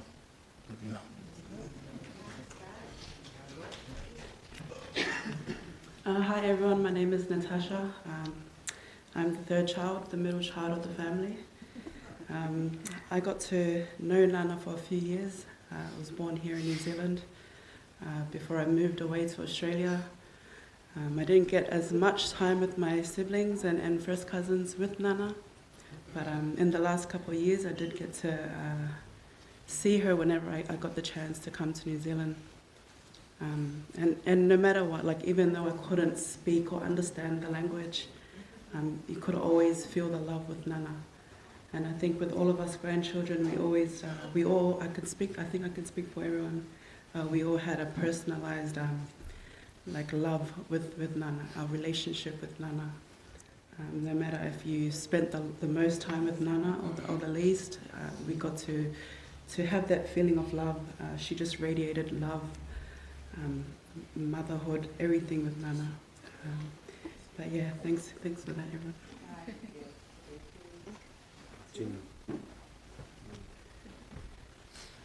Hello, everyone. My name is Tina, Christina Benu, Chushi. Yeah, so I'm number 4 of my mom. And I was very fortunate growing up to have 3 parents in my household. So my mom, my dad, and my grandma as well. So what I'll just keep it short, but what I will remember or take away from my time with Nana, or what I will remember, is just her heart, her faith, and the love that she had for her family and her church. Yeah. Yep, and that's it from me. Thank you. Oh yeah. Hi guys, I'll keep mine short too. Like Dee, I am also the whaiawa of this ainga. Brothers unite. Number 2. I just wanted to say that I was born and I didn't meet any of my grandparents. They all passed away before I was even born. So I never grew up understanding what grandparents or a grandparent's love is like. So the past few years, knowing Tina and getting to know her family and getting to know Tuifa'asisina has been a blessing. So thank you, Nana, for sharing your love, your whakuangas to us, and I will cherish them forever. So yeah, Manurewa, malanga Nana. Tai. Talafalava, alo ingoa Daniel Benu. I'm the youngest child of Elissa. Yep. I was fortunate enough to grow with Nana throughout my whole life. So many lessons that she's parted with us. But one of my favorite memories is waking up in the morning and she's on the radio. She's wishing all her grandkids happy birthday on Liki o Samoa, you know. If you ever tuned in, you would have found out that she wished you guys happy birthday all the time. She was always by the phone. Just goes to show that how much she loved all of us grandkids. Yeah, and I like to think that all of us have a piece of her inside of us throughout our whole lives. So this is for you, Nana. We got it. Thank you.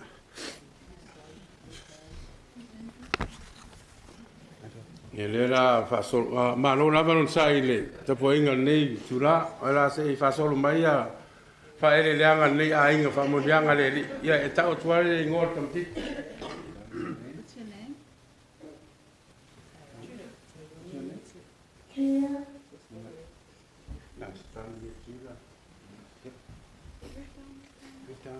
Okay. Hi, My name is Aria. My name's Edith. My name is Elena. My name is Tobias. My name is Lincoln. My name is Angela. Dollars of this bunch.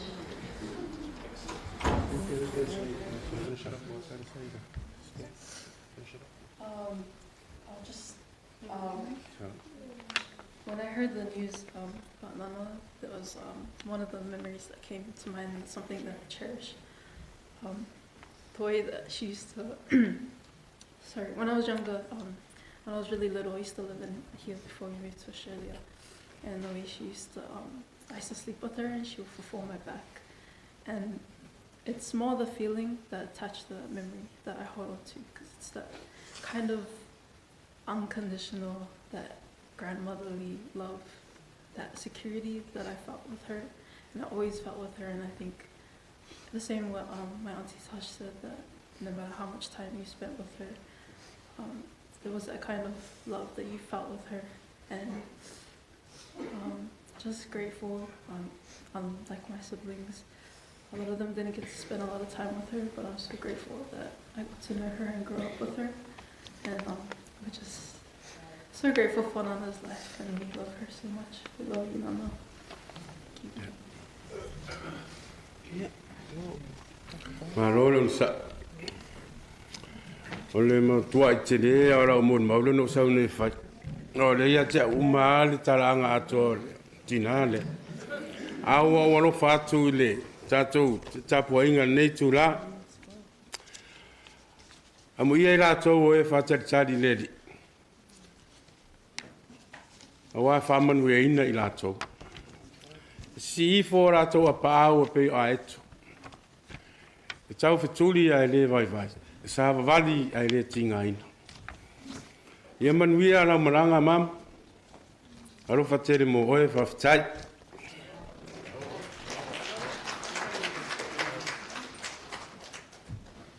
Faftai malole on sa to tolu lava ia ona vai ala io mo li mau fa na ma fa lo lava.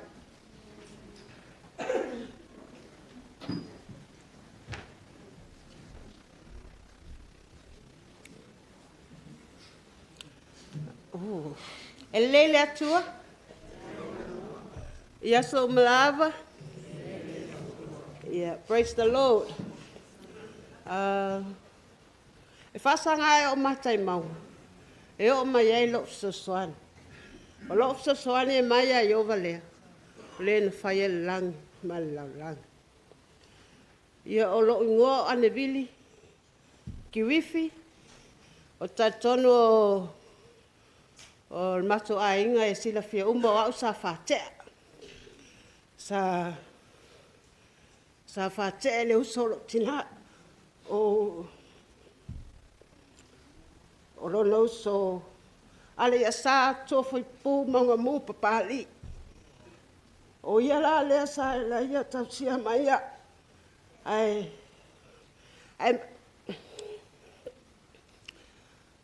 so e lai titi first time sa au mafuta e tina lea. E anga lei e mali e foi o wai e au sola o matua o tina.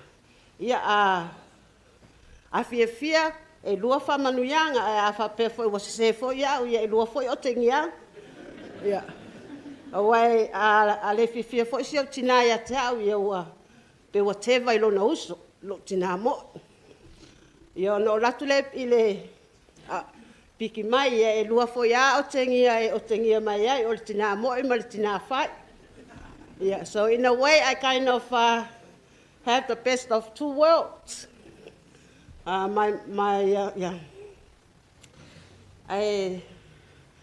O le tele foi o teimi matama futa I pe o le tala le uso le amtanga. E fia fai fala lavi. E fa pena foi lo tina ua fai langi le. Fai langa. E pe ona foi mate fitau ia foi ma Tuifa'asisina. Pe a mawat foi ma o ma lo tina I fatasingo fa lave po se maliu po fa poipo. Ia ona foi mate fitau ia foi ma tina le. Ia na tata no ai le taimi. Pe o IF no ai o fa lave ai.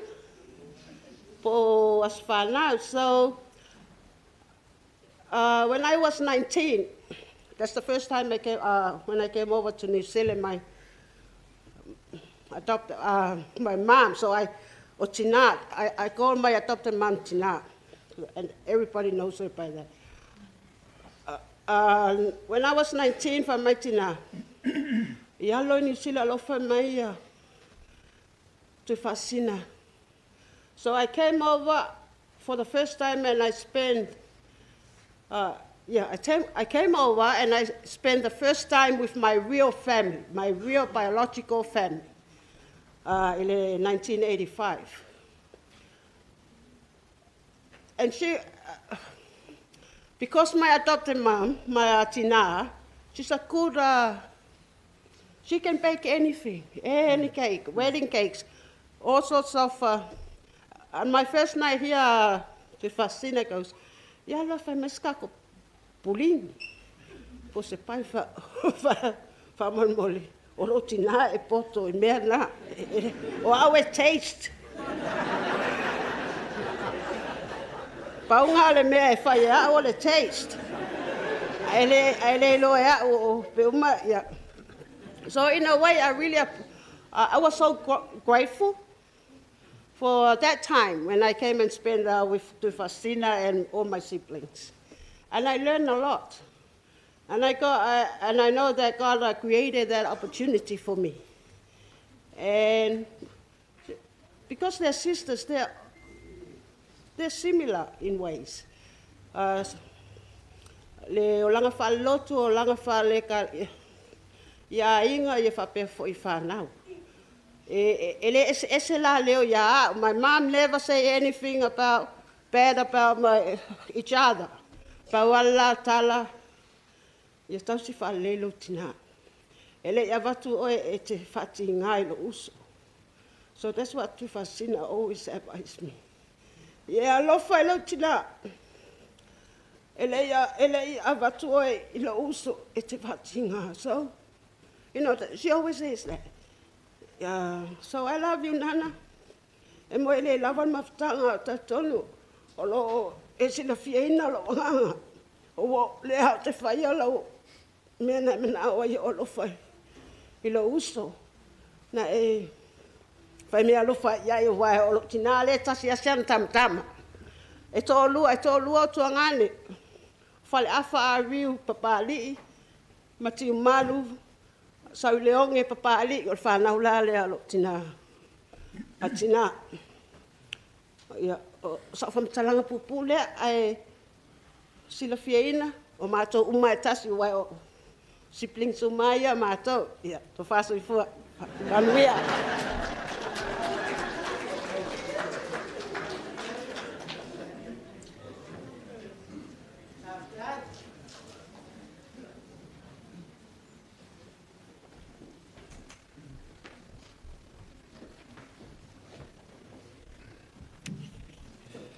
O te tūlai mo whāwalu. I le nganga mi ngāo male, malota mo lalo e. Sori tuina aile, ta tu apa ia ne a whiawhi. Ai maisere su atu le sunga i autanga vaia, whawhenga inga ma la whenga menga.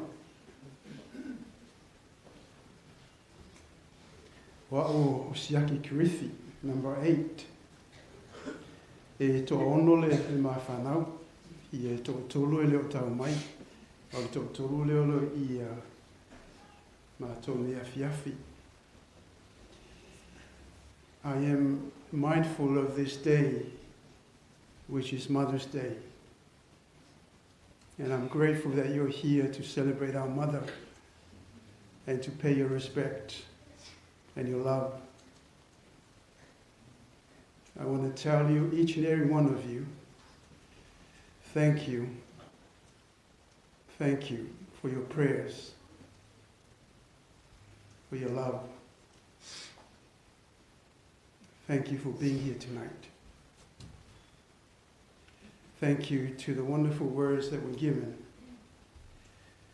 tonight from the scriptures and from our Savior Jesus Christ. If I might just say a few words. I feel like you remember the two disciples of Jesus Christ on their way to Emmaus. This is found in Luke chapter 24. I feel like those two disciples, when they say, quote, "Did not our heart burn within us when he walked with us by the way and to open up the scriptures?" Thank you. Thank you, Monsieur. Thank you. We are comforted by your words. And we appreciate that. Lausunga, whawhengainga. Whawhtai, leo no mātou o whio tui na mai mo I mātou. Whawhtai sa e susua tu ai po uma. E te talo ma whamanuia na mātou tina. E ele manuia. E lingi pene mau tele. A wal whawhengai mau tiute. I tau singo lafu maa moe te mao langi le nei tūna maine. O le a tele ni, o le a le tele sa whamtalanga o na uti taimi o vela fo te whala. I'm going to pass to my daughter Emma to say a few things and then we're finished. Mum, see you in heaven.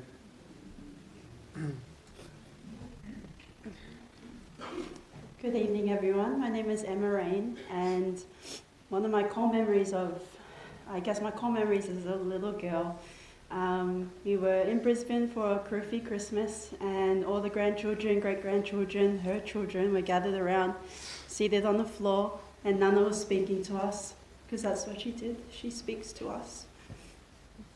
And she said something that I will never forget. She said, no matter what church you go to, and no matter where you go, there's only one God. And I believed her. So it made sense to me that years, even a decade later, when I returned home from serving my mission, she travelled to Melbourne, Australia to welcome me home. Thank you, Nana, for showing up for us, and especially showing us how to follow and to love God. Emmanuel tatu aftai.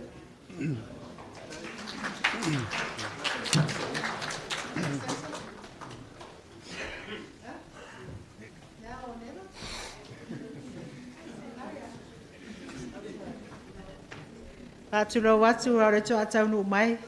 Yeah, le sialo ala ia sa mai Australia. Yeah, we'll give her a minute. Yeah, thank you. I have a minute over here. Good evening, everyone. My name is Saini, and I do apologize. I'll speak in English, but I do understand there is a respectful way to speak in the Samoa, but I speak more the Tongan language. I've always called myself as Nana's Tongan granddaughter. I met her when I was 14 years old. I met her before my mom. And fond memories of her was how welcoming she was. Though she had only just met me, it was always her and Auntie Teresa who picked me up from my Tongan side, and also take me back. But she would always talk to me about my mom. She would always try to fill me in and speaking highly of my mother to me.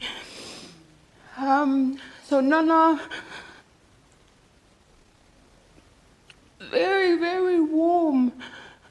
Not once did I always try to feel comfortable with Nana, and she would always try to make me feel comfortable. But one word that she used to say to me, and I've never forgotten it, she said to me, Saini, do not be like a rolling stone. She knew what I went through my life. And there was one word that she said to me, do not be like a rolling stone, Saini. Change your life, live a life. So that I'm thankful for that. And the other memory is her prayers.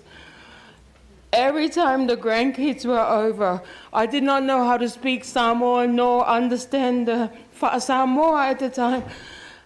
But boy, did I learn the Psalm 23 because of her. She get everyone to sit down. And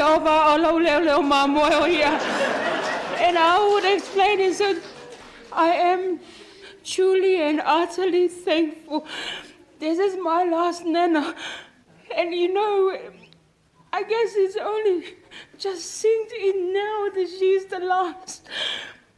There's no one other Nana alive but her. So am thankful for the life that she has lived. But together with Philippians, to live is Christ and to die is gain. Manurewa malanga nana. Thank you.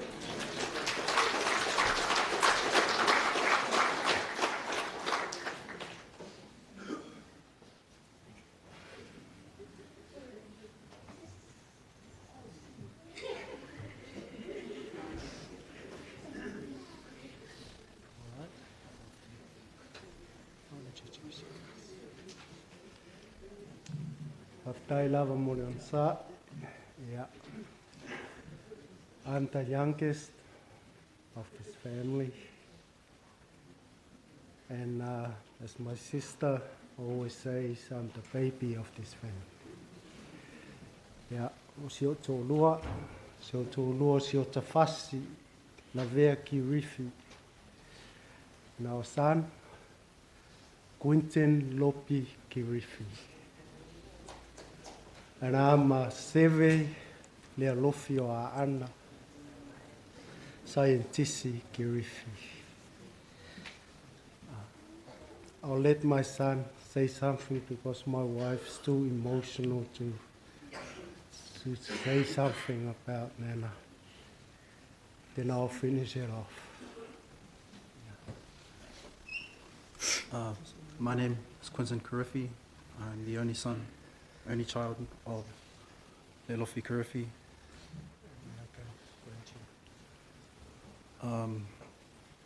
Nana, she was a really strong woman. I know the strength she had in her faith, the strength she had in her prayers. I know it reached a lot of us in times.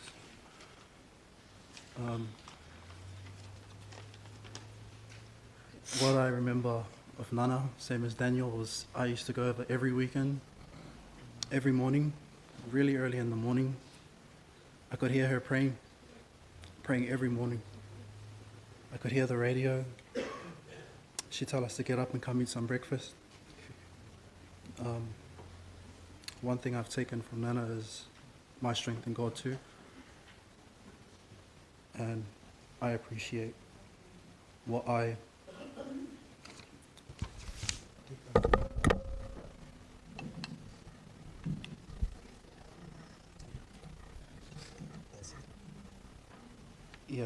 I appreciate Nana. Wish you rest in love. Thank you. Yeah.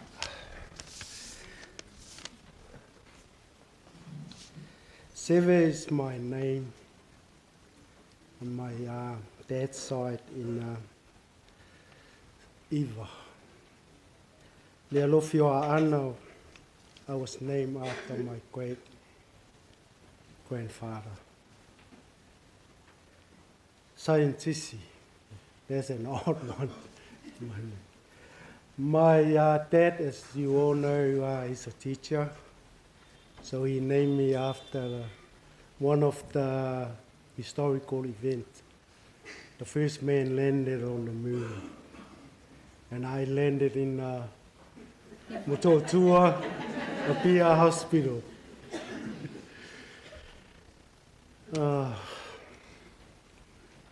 My nana, my mom. Ota so whaati ngai lo tina.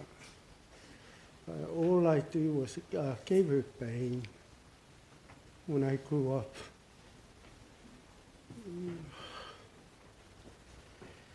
You know, the last time I sit with her face to face, last 3 years, one of my siblings advised me that isi lealo wale isi lua tala mo si tina ale malama lama. Leila longa mai oi. So the last Christmas of 2022, we came over, spent Christmas with them. In fact, I tell you, it's time you to suffer a lalo. If I simatala masyotina. My dad died when I was only 2 years old. I grew up with no father. My mom played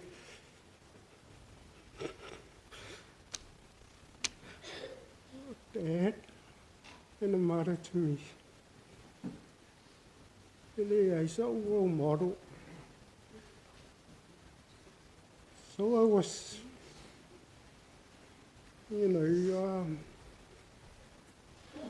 searching for my identity most of the time. I was lost.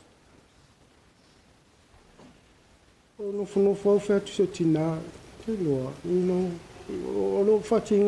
that time when I grew up, I always blamed my mom. Where were you when because the first time I met my mom was when I was 14. I didn't know she was trying to bring us over to New Zealand for a good life. But when I did come over, so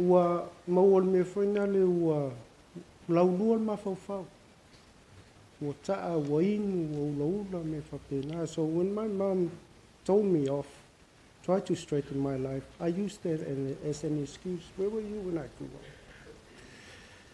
So, that's what I remember. So the last 3 years when I sat down, I said, Mom, I'm so grateful for who you are. You were so strong.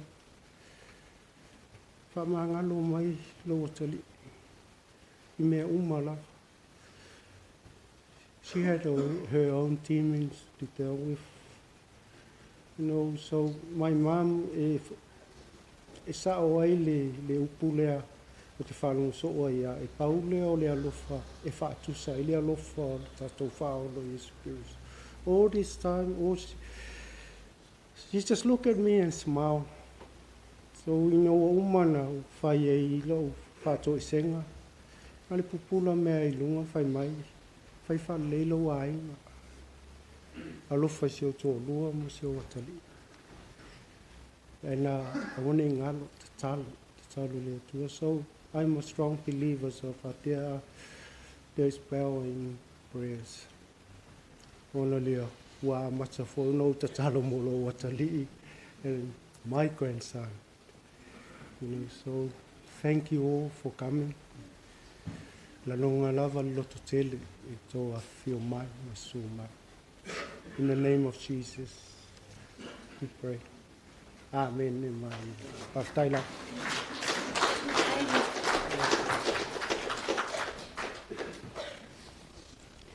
Paftaitele lava, o la wha umatu, ia ile performance are grandchildren and great-grandchildren. Yeah, up. Oh my Lord.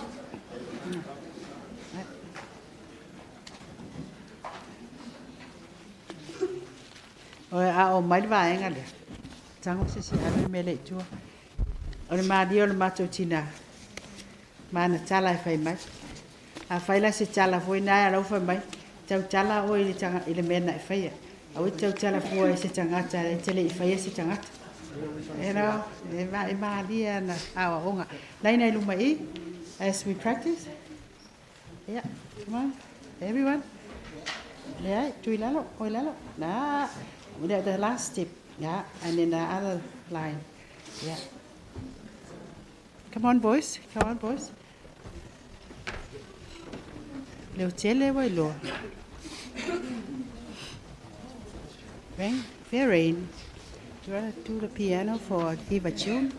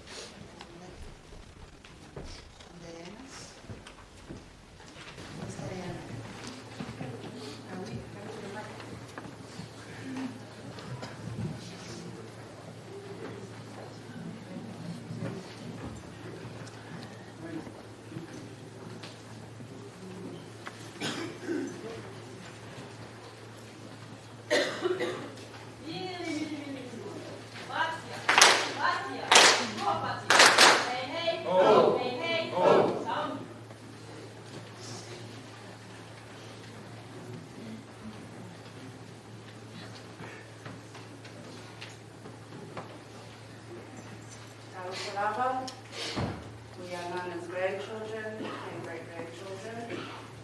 We will perform a poem written by our grandfather to our Nanas, followed by a song.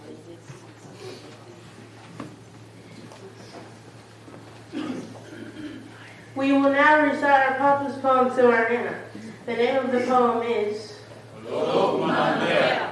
Again?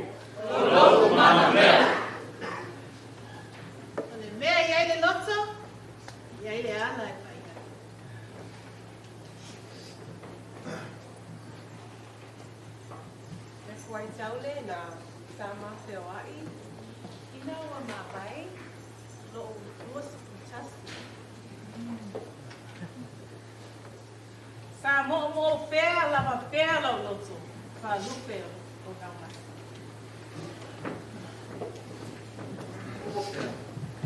O whawhia, o rea maua e sa matani. Olo wapu sa hape e pei o le naila. Lau le nei, wa mātu e pei o mali o lio, pe ane. Pea sea. A wā ua au maua, e silika mai saina. Le sikafu sa tautasi i le whale o loa i le ala i marifa. E le, aina, i se katapu, nei, ta fua, ta whea, e le sami. E sa fo'i ona tautau se waira. Le lea i le matani.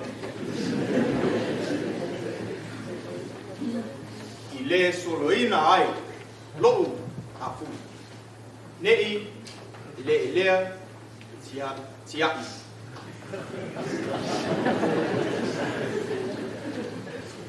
Ai te oto lava, i la putanga, te au, te aduati.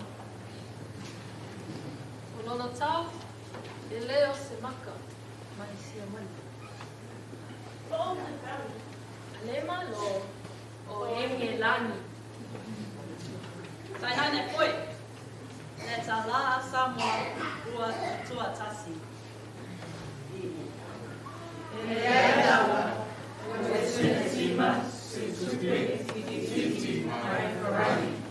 This beautiful poem was written by my granddad, G-VAI, for my grandma, Nana.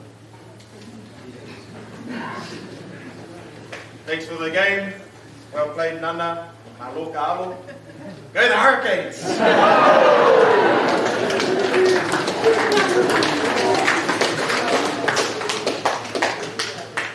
We will now sing a song for our Nana, You Are My Sunshine.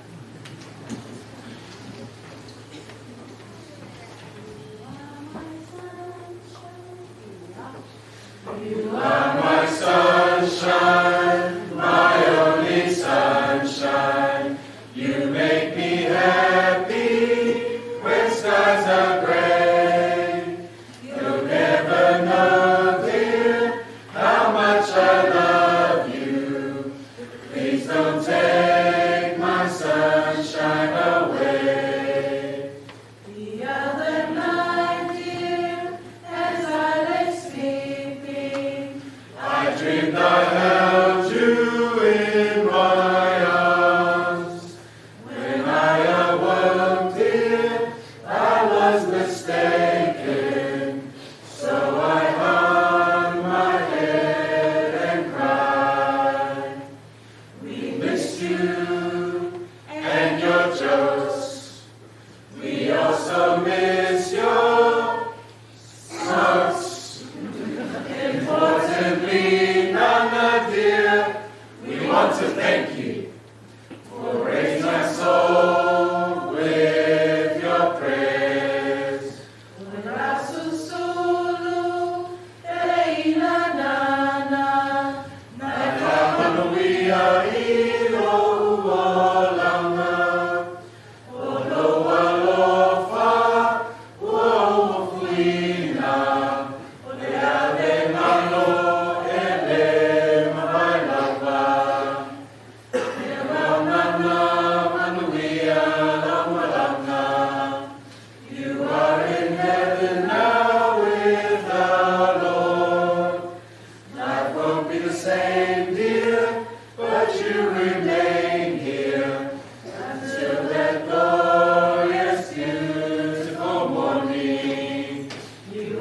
my sunshine, my only sunshine.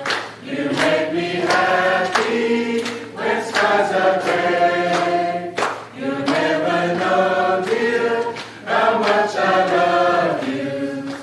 Please don't take my sunshine away.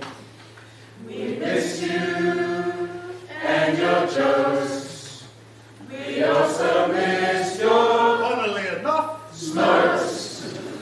We want to be Nana, dear. We want to thank you for raising us all with your prayers.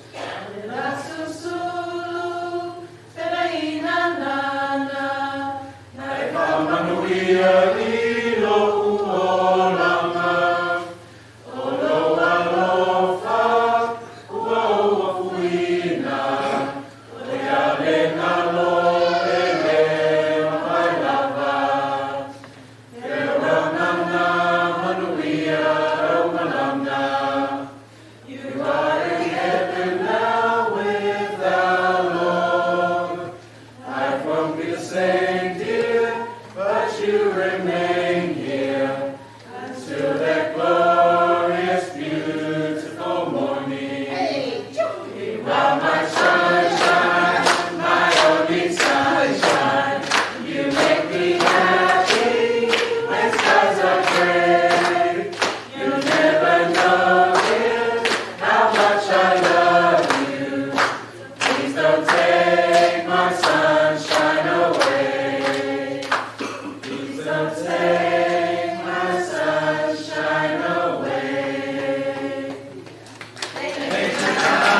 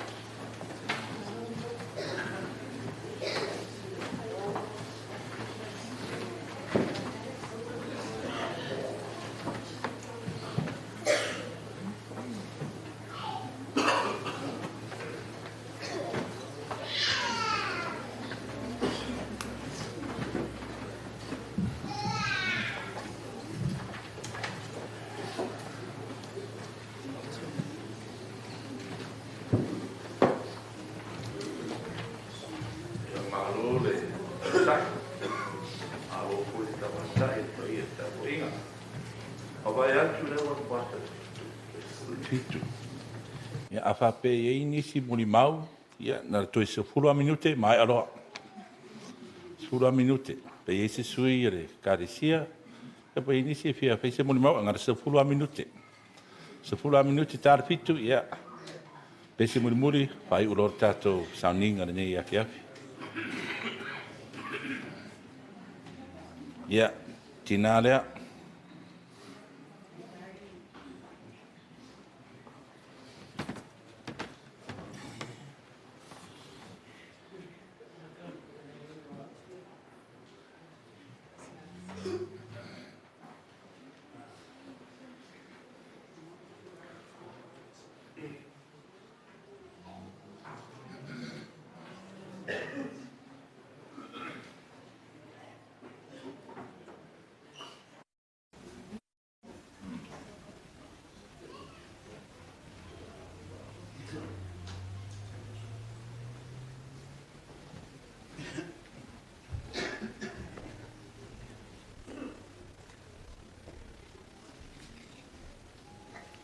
Taro falava. Olo ingo pe leise mo fa o wolu filufi mai lu filufi. O si o uso o to filau Maxine Pereira. Mai mai mea. But before I get into that, waka ea pa ia o Samoa. Wa ave fa mua. Ya ke o kou. Ole au whainga luenga pa ia le pua. Wha mungia i le kou wala winga. I le whika i kunga iai. Whawhaka ke le lava, no sunga le taitai. Whapea au whai ngā luenga pa ia le atua. O te fi whatalo whatu fōi. I le pa ia o Samoa o tātou whatasi i le nei pō.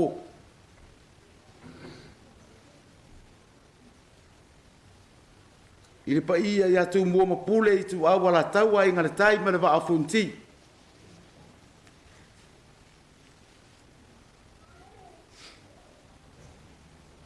I sa sai. Sua ma le vai whanua, fō mai tu langi sa ole me sale au mua ma le lau niu na sai lua. Tā ma le manua tele, ma to o le whare ula, tu lou lava. Ai wo tu lai. I lo wawa tele ma lo wha alo alo. E fia whaisina upu, pu. I le pitanga, o lo nei tangata, whapea si o uso, ma le matou a inga mai lufi. Mama lie. O le usunga mawala i bao tala. Ia ti resa. O le alo kofi lau koa o pousea i iwa. Whae ele ngafa. O tau wasai upolu. O lo tinana na. O le uso matua. O tau wasai upolu. O whai mawhili o atua. O le tinale nā. O le tina tua ale nā. O Senetima, tu louli swafa. Ma le matou ai. O le makatou pi itanga lea. E vāwara lata e mawhana. And it pleases me so greatly. E le haifo se nganga. O te fia vivi i ai. I le fionga ia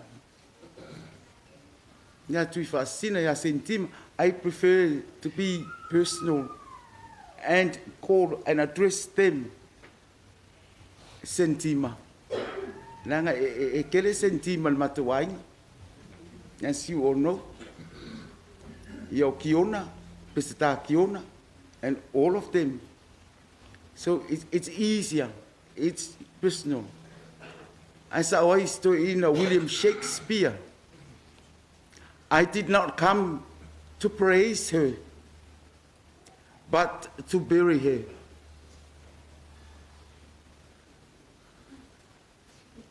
Ole nei tangata o Senetima, too low.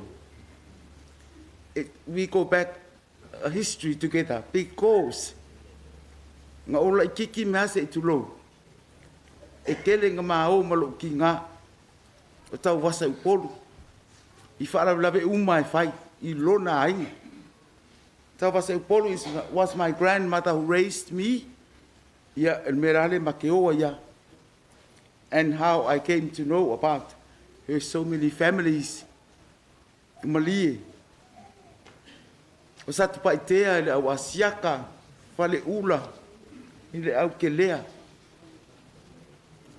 Iwa, pousea iwa, I le au kofi lau.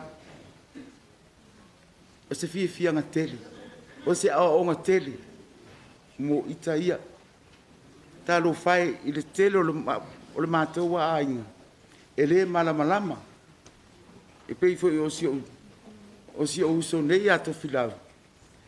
Se kala mai le ngafa. Ka ke fia malama, ka ke fia I loa, ka ke... Ia ua mako kua tu lo wa. So it was a real pleasure to be able to be here tonight and share with you esel maneia. Esel maneia la whalongolongo. E leto I se tala tele. Paula walea. O le mea o ke mga kua I perengi kaka o Senetima. O mea e whai lufi. I le maota o le kuia kua lea nga whau. I mulingu ui lufi. O ke kirikiri wa hoa ngofo lufi. O la o mea mai kau ngā. O Senetima. E ese le loyal ese le fai ainga, ese le fingau. She had this tenacity and passion for her family. The Kamasese family. O tele ma e ta watu. O isi taimi e pei ua fualo o loto. Sentima. Ai hape alfie ke malo lo. Nai ko kele au Kamasese. Nga ua pei o ke ula ia isi lo makua. Ua pei o kau fale mau. Ia. Nanga ese fa ma popo ainga. She's always there. Po vai fala level ma kwa ainga ke. Senkima is always there. I mean no like Kelly. Ko Kelly le ainga le. Al mera ba ngai pele la wa kia. Senkima. She's always there. Ese sa o le la wale. Mul ma wal fa now. Very humble. Very humble. Ah le fia kangaka ia tulo. O le vai inga ngā le mako wa inga ngei mali e ngana ko uma. But e fai mea ma fai ka ngaka. E fai mea le lei. E fi ngau. E popoko. E aka ma mai. La ukala mo ia ke le. But that's them. That's e pei lava o le. O loka iei o. Ile a ingo. O sio mako ka maa. Wal pe ole usunga le fai au me ko kisi.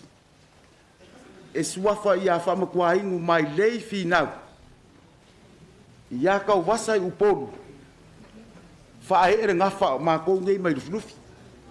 Ia fa mu ia wala wala ta ma. Ia fa kai kele la ba. Fa ma ia le tua. God bless. Allo fa sentima. Oi, dai sau to fila se fez ka pese. Famul mole e fakasa. Se ma pese le o fai se o kinga. Ia fatasi pe Yesu ma oi. Tau si ate le pele. Ia fatonu pe o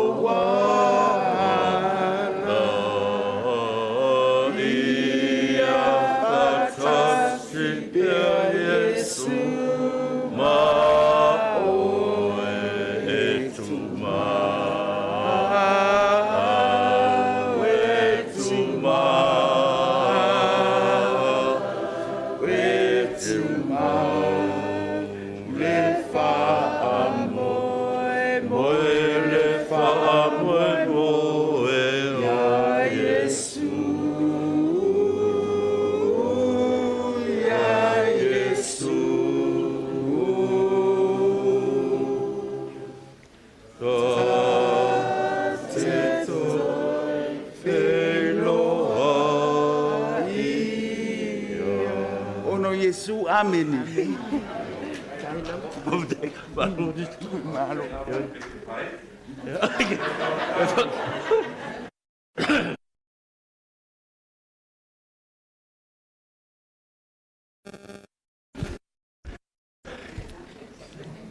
Le tue papa ina fa pe o muli le tai am laswe.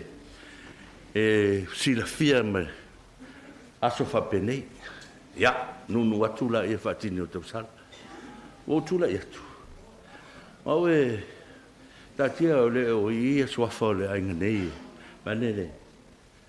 Tam sesema. Ya, o be foi le yunga i. Ngam tai am. Tilo tula ia tu valea.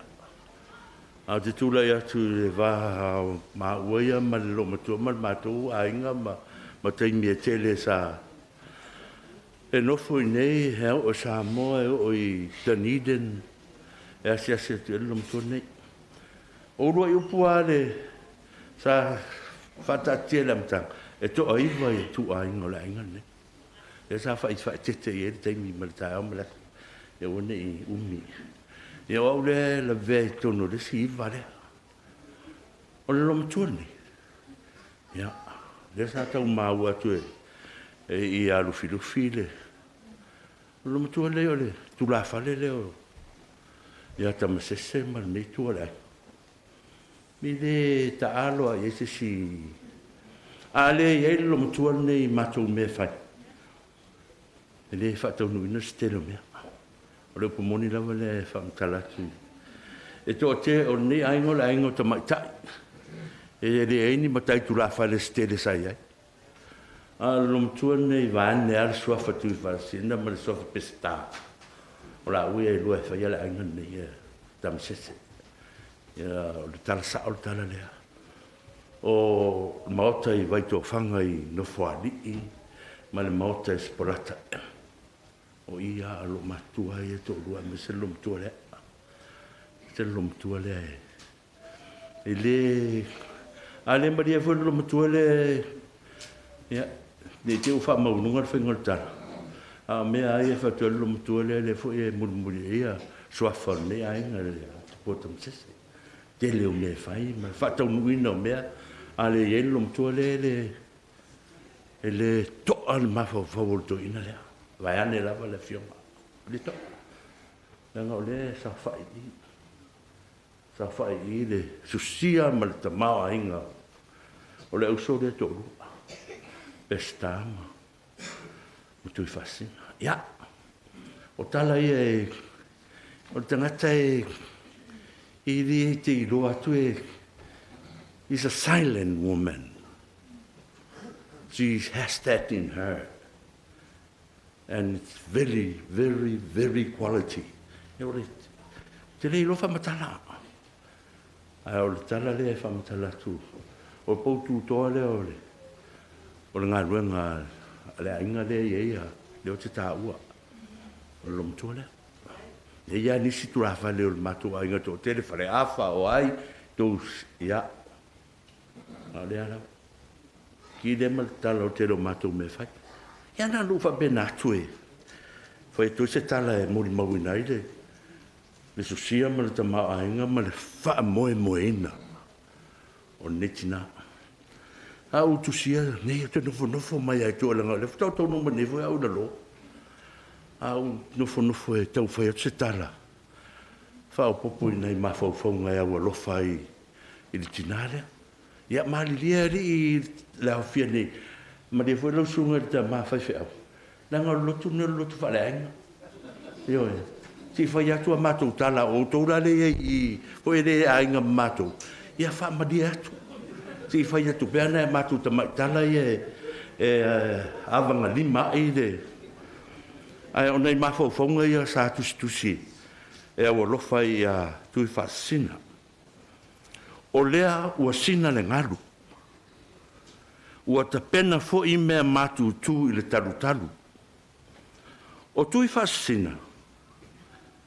O le mea sina le nei ainga. E le tau whaitau wina o na tamata mai lima. Le anga o ia o le matua o whaiva. O le whale malu o le nei ainga.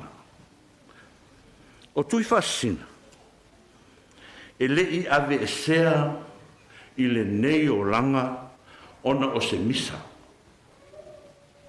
Ai... Na to ona ai fo lava o ia i lana tau. Ma whaasipa ai lona hau. Saula ia i nai haru. E le ngalo a whea oi o mātou manatu. Lea fōi o lea mātou ngā solo atu. Ia manuia tere lau malama. Pakai lau sunga i whaatengai.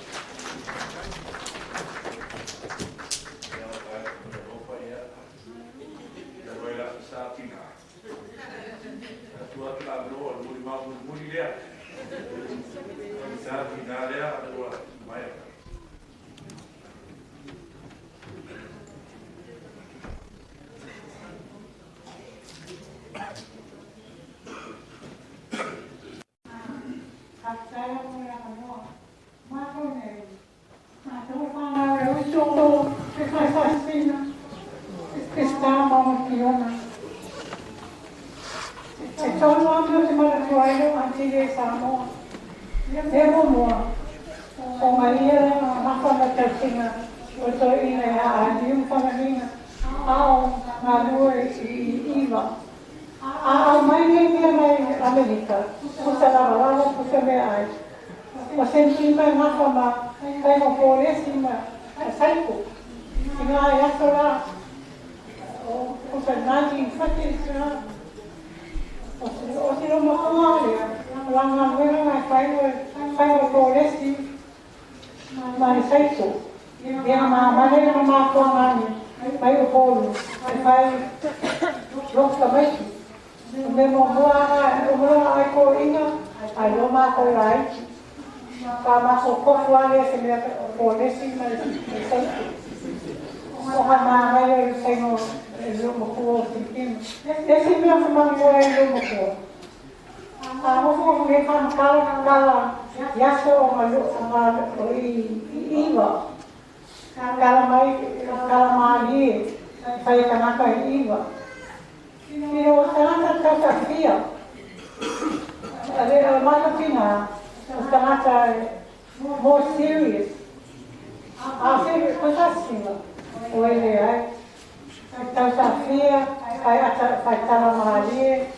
Masi maa ia. A ka e se pese mako grandfather.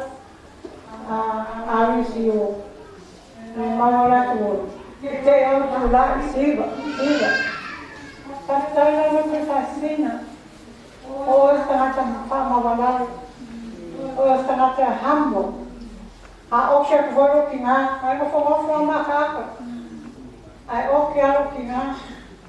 A ni tangata Tuifa'asisina. Te whaalogo rano whaise leo. E mato ki ngā. E re matore vāia o whaisa na stana te whaise upu. E tali e se mea taftai Tuifa'asisina. E no whaiutu. Taftai. Mōre tātou mātutanga. Manurewa marana.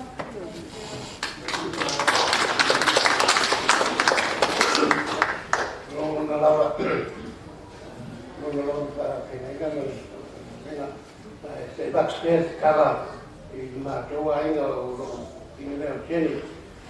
Nāia e te stationa. Ia o Lisa lea ma Pina. O lea lea. Tō. Ia. Vesti mātua Pina no ia tohi la bon. Ia. Mātua e sa mātua ola mai lava. Sa I lava he leme lātou ngani tua. A te mātua iaia. Se lo ngā ia. Sa mai rola ia. Ki whasinga. Ia. So mai rola ia I takimu. Ia. Nā reia. Ia o husonga tu nani ia tima. Ia o le mea sa o lei lava tala lea sa. Ele lava whaala lave. Ana o si a inga tele sa te tamā ia a riu. Ia ma wharinginga na. Nā. Nea nā sa moa I uman whanongi. I le tau tua whaala le lava. Sa o wola mai au ia. So se mea e kupulea inga. E mako woa. Ma o iloa I uma mako ainga ni Nusila. Isi wha e mananga mai Samoa. Ma o iloa uma I la I o maenga nei. Pake ngā e ko iai e Tuifa'asisina. E le mā whai atu. Wow, the favorite nephew lava lea. Pase me e alua. Ai mai loa ia apoloto. E saumato sa noa. Ia o te whanā sa whai tei pore titi. Ia ma ula whai anawe tei. Kua tei ko tuku la. Ia on paua mea ki pia mana oe whaia. O le last lea ale ma weekend. Le au waenga ia ma titua sa tau tinga le ainga. Le ua oolo le tātou temi ma tōne whanau. Ia, tāu sanga tule. Ia tātou mauke le atua, tātou tautua, tātou ola ki le mu. Ia, pātaila o me le wano.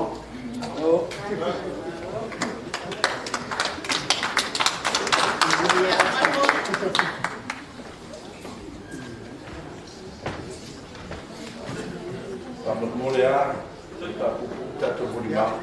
Ele mana ia me lea tu tara fai fiau. Ala to so fa solo mai tatou va me molea. Ja, tasia.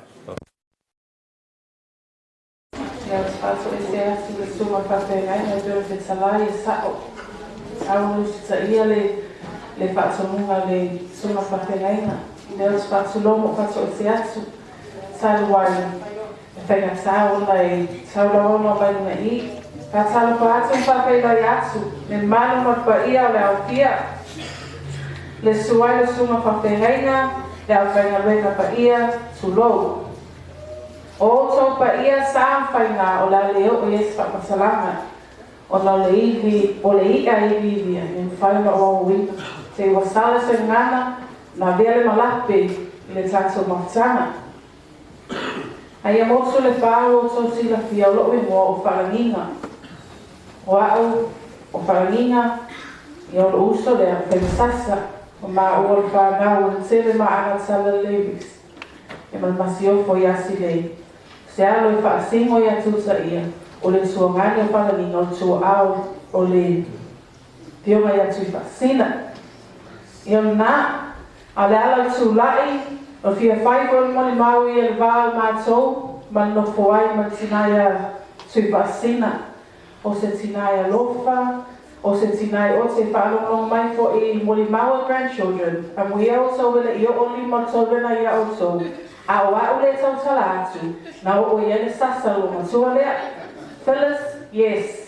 You did get a hiding too. Lana valaso le tato no foi fato ia tau fale me fato ia. O le pese ino loku, ele pese o noma Anthony, ai sasaya, yana. O na whanata tumu fato tua. And that's enough for me to testify upon that.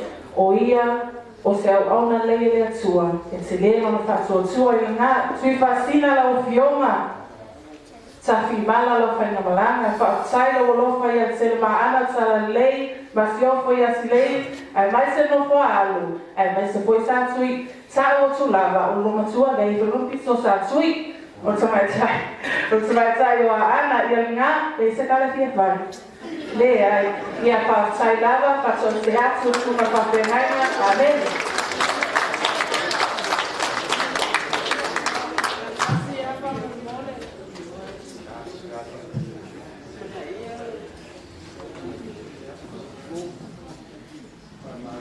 Sai lava o le manoa, ka manu lua lava.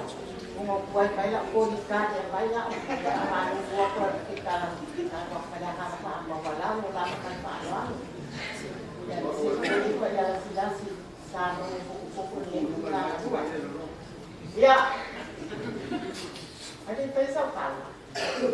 Ella no ma kuala nga musu mai mau mai mai ya pemine ke sa ana mo fa longo ai mo pa ga ni. Mo vi tutti no mau mai le afro tu fasina. Malanga ka ga ko ka sa ga ya ni mala pio ga ya ka ili malonali ka pa wa tu fasina jamo singa homa. Wa ko le asi do ma kuwa. Mau mai ya vi tutti le. Le loko mamā, pia sa ua matu Tuifa'asisina. Awe te ika o e skanga. O te kai o tala o skanga. Ua. Le maliu o sio kama. O mavera tāpale, ai ka ua kuma. O au, mo whāroa lava. O au le uso la, ala ia sā la te tu rose. O au foi, o la ia sā Maria no aritia pe tito e whale whā. O mā ua ia, le kausia mā pou a inga I whalewha. Asala sa umora kaka whaakea, le no matua puroua, e tia kanaka, anga wā. O le olo matua, le fionga Tuifa'asisina, tāmi wāni. Le pula I ai ka sa pe munu I wāo mai ana sa e sa. O le tele tui atua lom tua. Ia o ngata ngau, ia tiongea Tuifa'asisina. Ma koutu, ma tiko la au leo lo ma kula whae ma lea tionga ea I sa. Ta turo.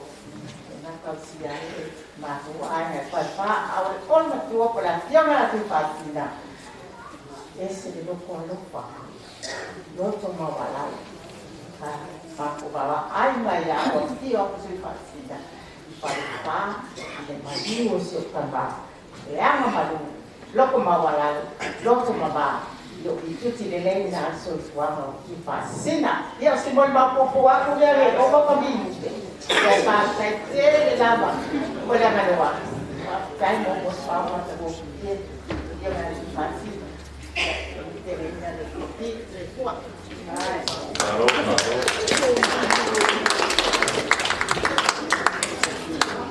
Maratu leo whakuponga le tapo i le atomofia muri mau le tato tina ne apia. Leo whakuponga mai le loto tautua ma le loto aloko le tato tina. Manatu e whai ma pine wha mau lea tina ia Tuifa'asisina na tautua mesna na lope na inga. A pena pui matu karesia stata fifia kautua tu lalo mai. Te peo na masani e matu ainga lea. Masani o asiasi. Tei ono vai aso, asiasi tina. Ia, tei masani ape a whapero e atu. Sila po wame o ia, te mei manuia. Aina tasi atu siri mai. Ei se ale tu maulo tino. Siri mai pe ai se awe le anu whamaristino. Ono le loto alofa, le manatu. Tau tua nāranga ruema, nana pau tuanga nā. Tebi uma e peroai, tau tua nāranga ruema. Tarua e mātua sai na ruema. E utatu whakoponga. Ia, pine wha maura atarea, tangata whatutua, tangata alofa, tangata teritonu le li. Ia, manatu ia, o maa tatu mori maura tatu. Pamuta do loto pese roa, se lau pasu lima. Rua se lau pasu lima, tatu tipe pese ai.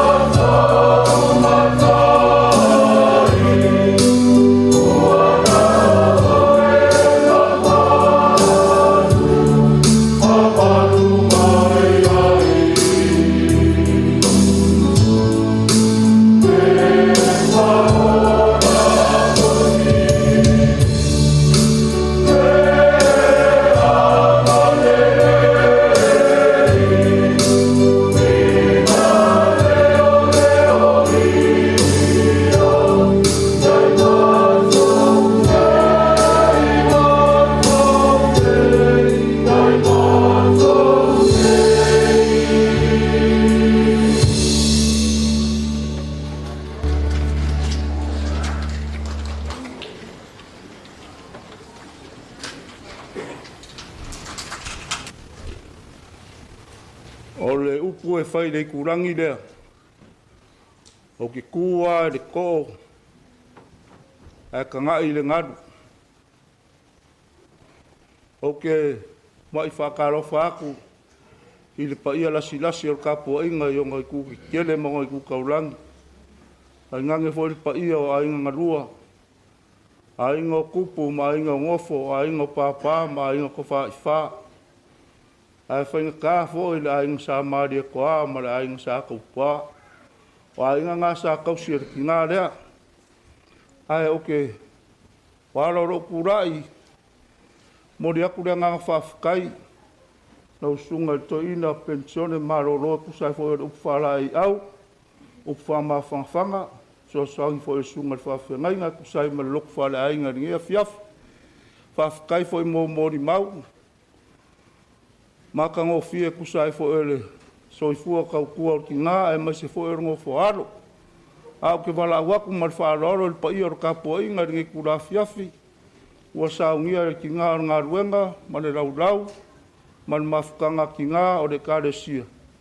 Se vai vela po se kau mafukanga o warka ko mafukanga ringi kura fiafi. Mar whaaroro whawhakai. A mai a saunginga. Ia on kako mapoku rei kua sāwari o whire mū. Mar whaaroro whawhakai. Ai o te pai o sa ni talo pa na to atu te atu kaisia te poina to sa ni no tina ora so lua todo me nei pa sa tu sa ma po para me ya so ora pa so puru il ta ya ora so puru pa to ora so me e pai tato sa ni no puru tina e mo mori ati na na pa tai do ma to awa de suma te ma pensione e to pilao Papel foi, so swani mai sum awa, ya masa tele la rua, ma le sumi a topa ma mea, pa Manurewa tua, to soikua wato ki matute. Pa tasi pera nga ma le tua ma la ina whanonoa, papel foi tatou uma, ka warpa mai moe tatou tina, taro mai. Awa mai pera soikuanga lo awauna le nei, e kwatu aile mato sabaringa, le anga ma le lei. Wala mātou pōlaunga, tui ro inga pēra whanau mara inga whanonoa. O mai e māsani, a meisera mātou e karesia, iau ka maisenga, a mātou ta ape ma tu ua le marumari nei. Maru tia pēra mātou ola i rawa awa loko, tu ala whai saune, tu wala wha mai mui wa so kou. Ara manuia mara while mu, le loka sisiriese, Papel maptanga le motusia ma lo fio le tua tama le alo ma le ngana sa i ruma mato nei papel la rolangi ai nei se yo e whabau lava amen.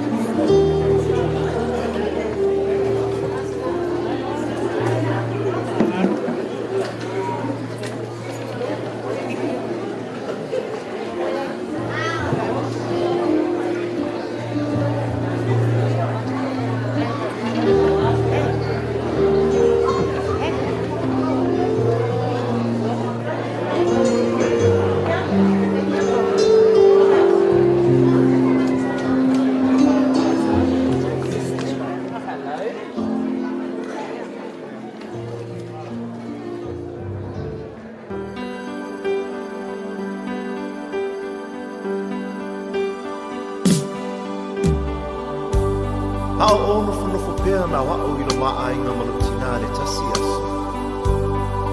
Ono o whaile sa manatu whapea i a te ao. sa o tusi nai rosa tusi. Ma tu i lunga le lau. Ai o e se atu man fale. Ma ina ua taunu o mailo tinai le fale. Sa ia mo ina la tusi. Ma o upu ia sa tusi ai. Tina ea. O te manao ia e te tongi ina mai e te au tupe mo a ngā wenga ia. O le sasa ina le vau. E 5 tāna.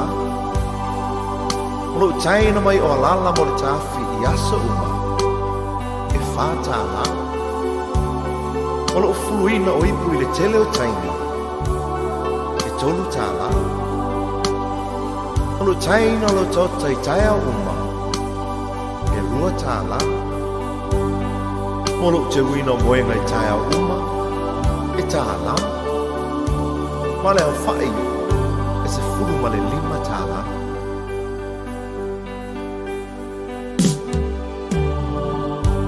Ina ua te fo i atu le whane.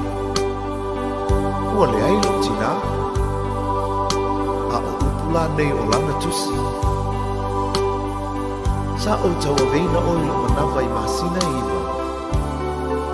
Ele ai se tutongi. Sa o whaasusu ma whanga ia te oe. Ele ai se tutongi. O te moe tau langa i po uma ma wha whana ia te oe pe a manu. Ma o te talo mo oe. Ele ai se tutongi. O te pula foi le ao a toa ma le pō ma si i oe le whale mai pe ha e mai. Ele ai se tutongi. Sa o whalawa ma tu inatu o i lea onga ma tutongi lawa onga. Ele ai se tutongi. Ma o le tutongi tu inatu i ate oe mo neime uma. O lo uola, o lo uolofa, o lo umalosi atoa. E tausia i oe. Lo utina o le tumu i le anga lo wha. Mea oe ma whaola i le ainga. Te le whaafiti pua puanga. E ngalo whapewhea i le tina. E whanauala na tama male tina.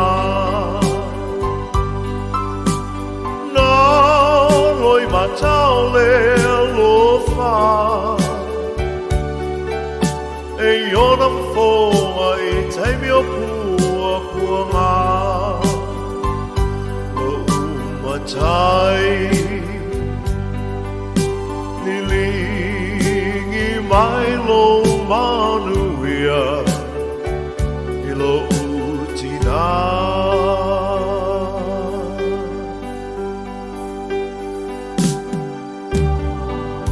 Tina ea, whangale tele o loa lofa, sa e tausi, whaalawa lava, ma whawhanga i au ina i o wola. O le nei o mawaile nei sa o le tonga.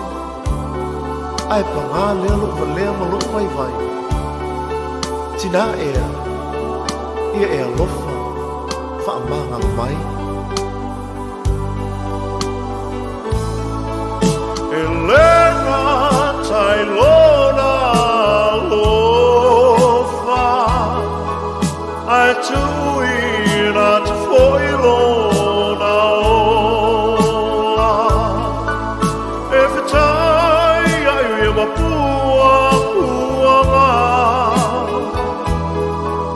I left a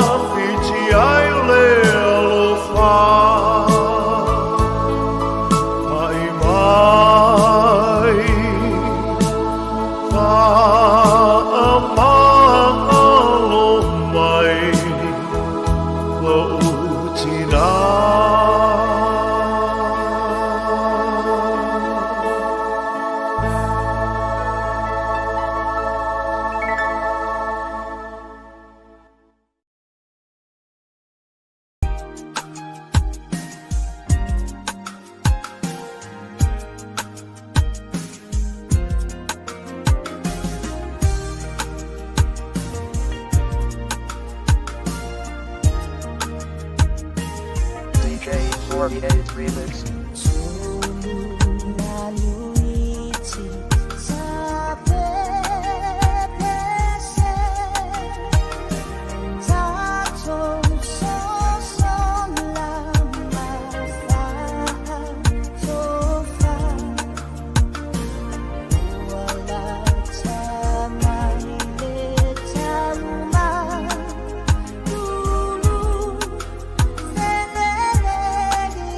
Luna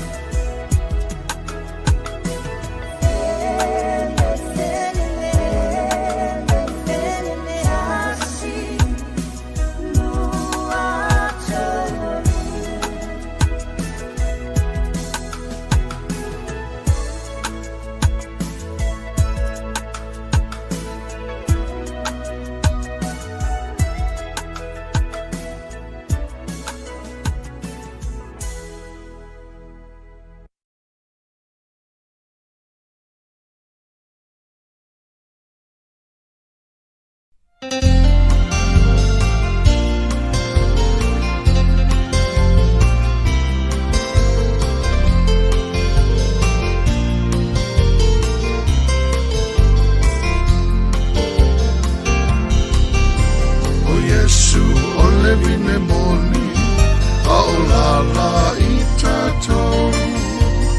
O i tātou au Yesu o le loko. Wafio Yesu i le langi, ai tua o le leila lo langi ma le polo a inga. Ia o tau whea lo whani, ia lau pele, ia lau pele, ia lau pele, ia e mana tua o le awa la e wala lua. Ai savali o wane i e toe te pai tua.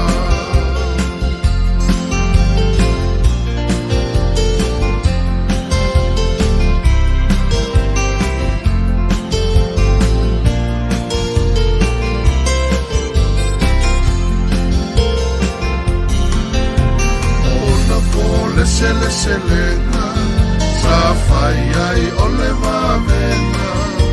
Wa e maina o le lua laui o le faiva. Sa tumu o le motu i tangata, ina ua pa mai le alanga ia na fusauni. O le awhio mai le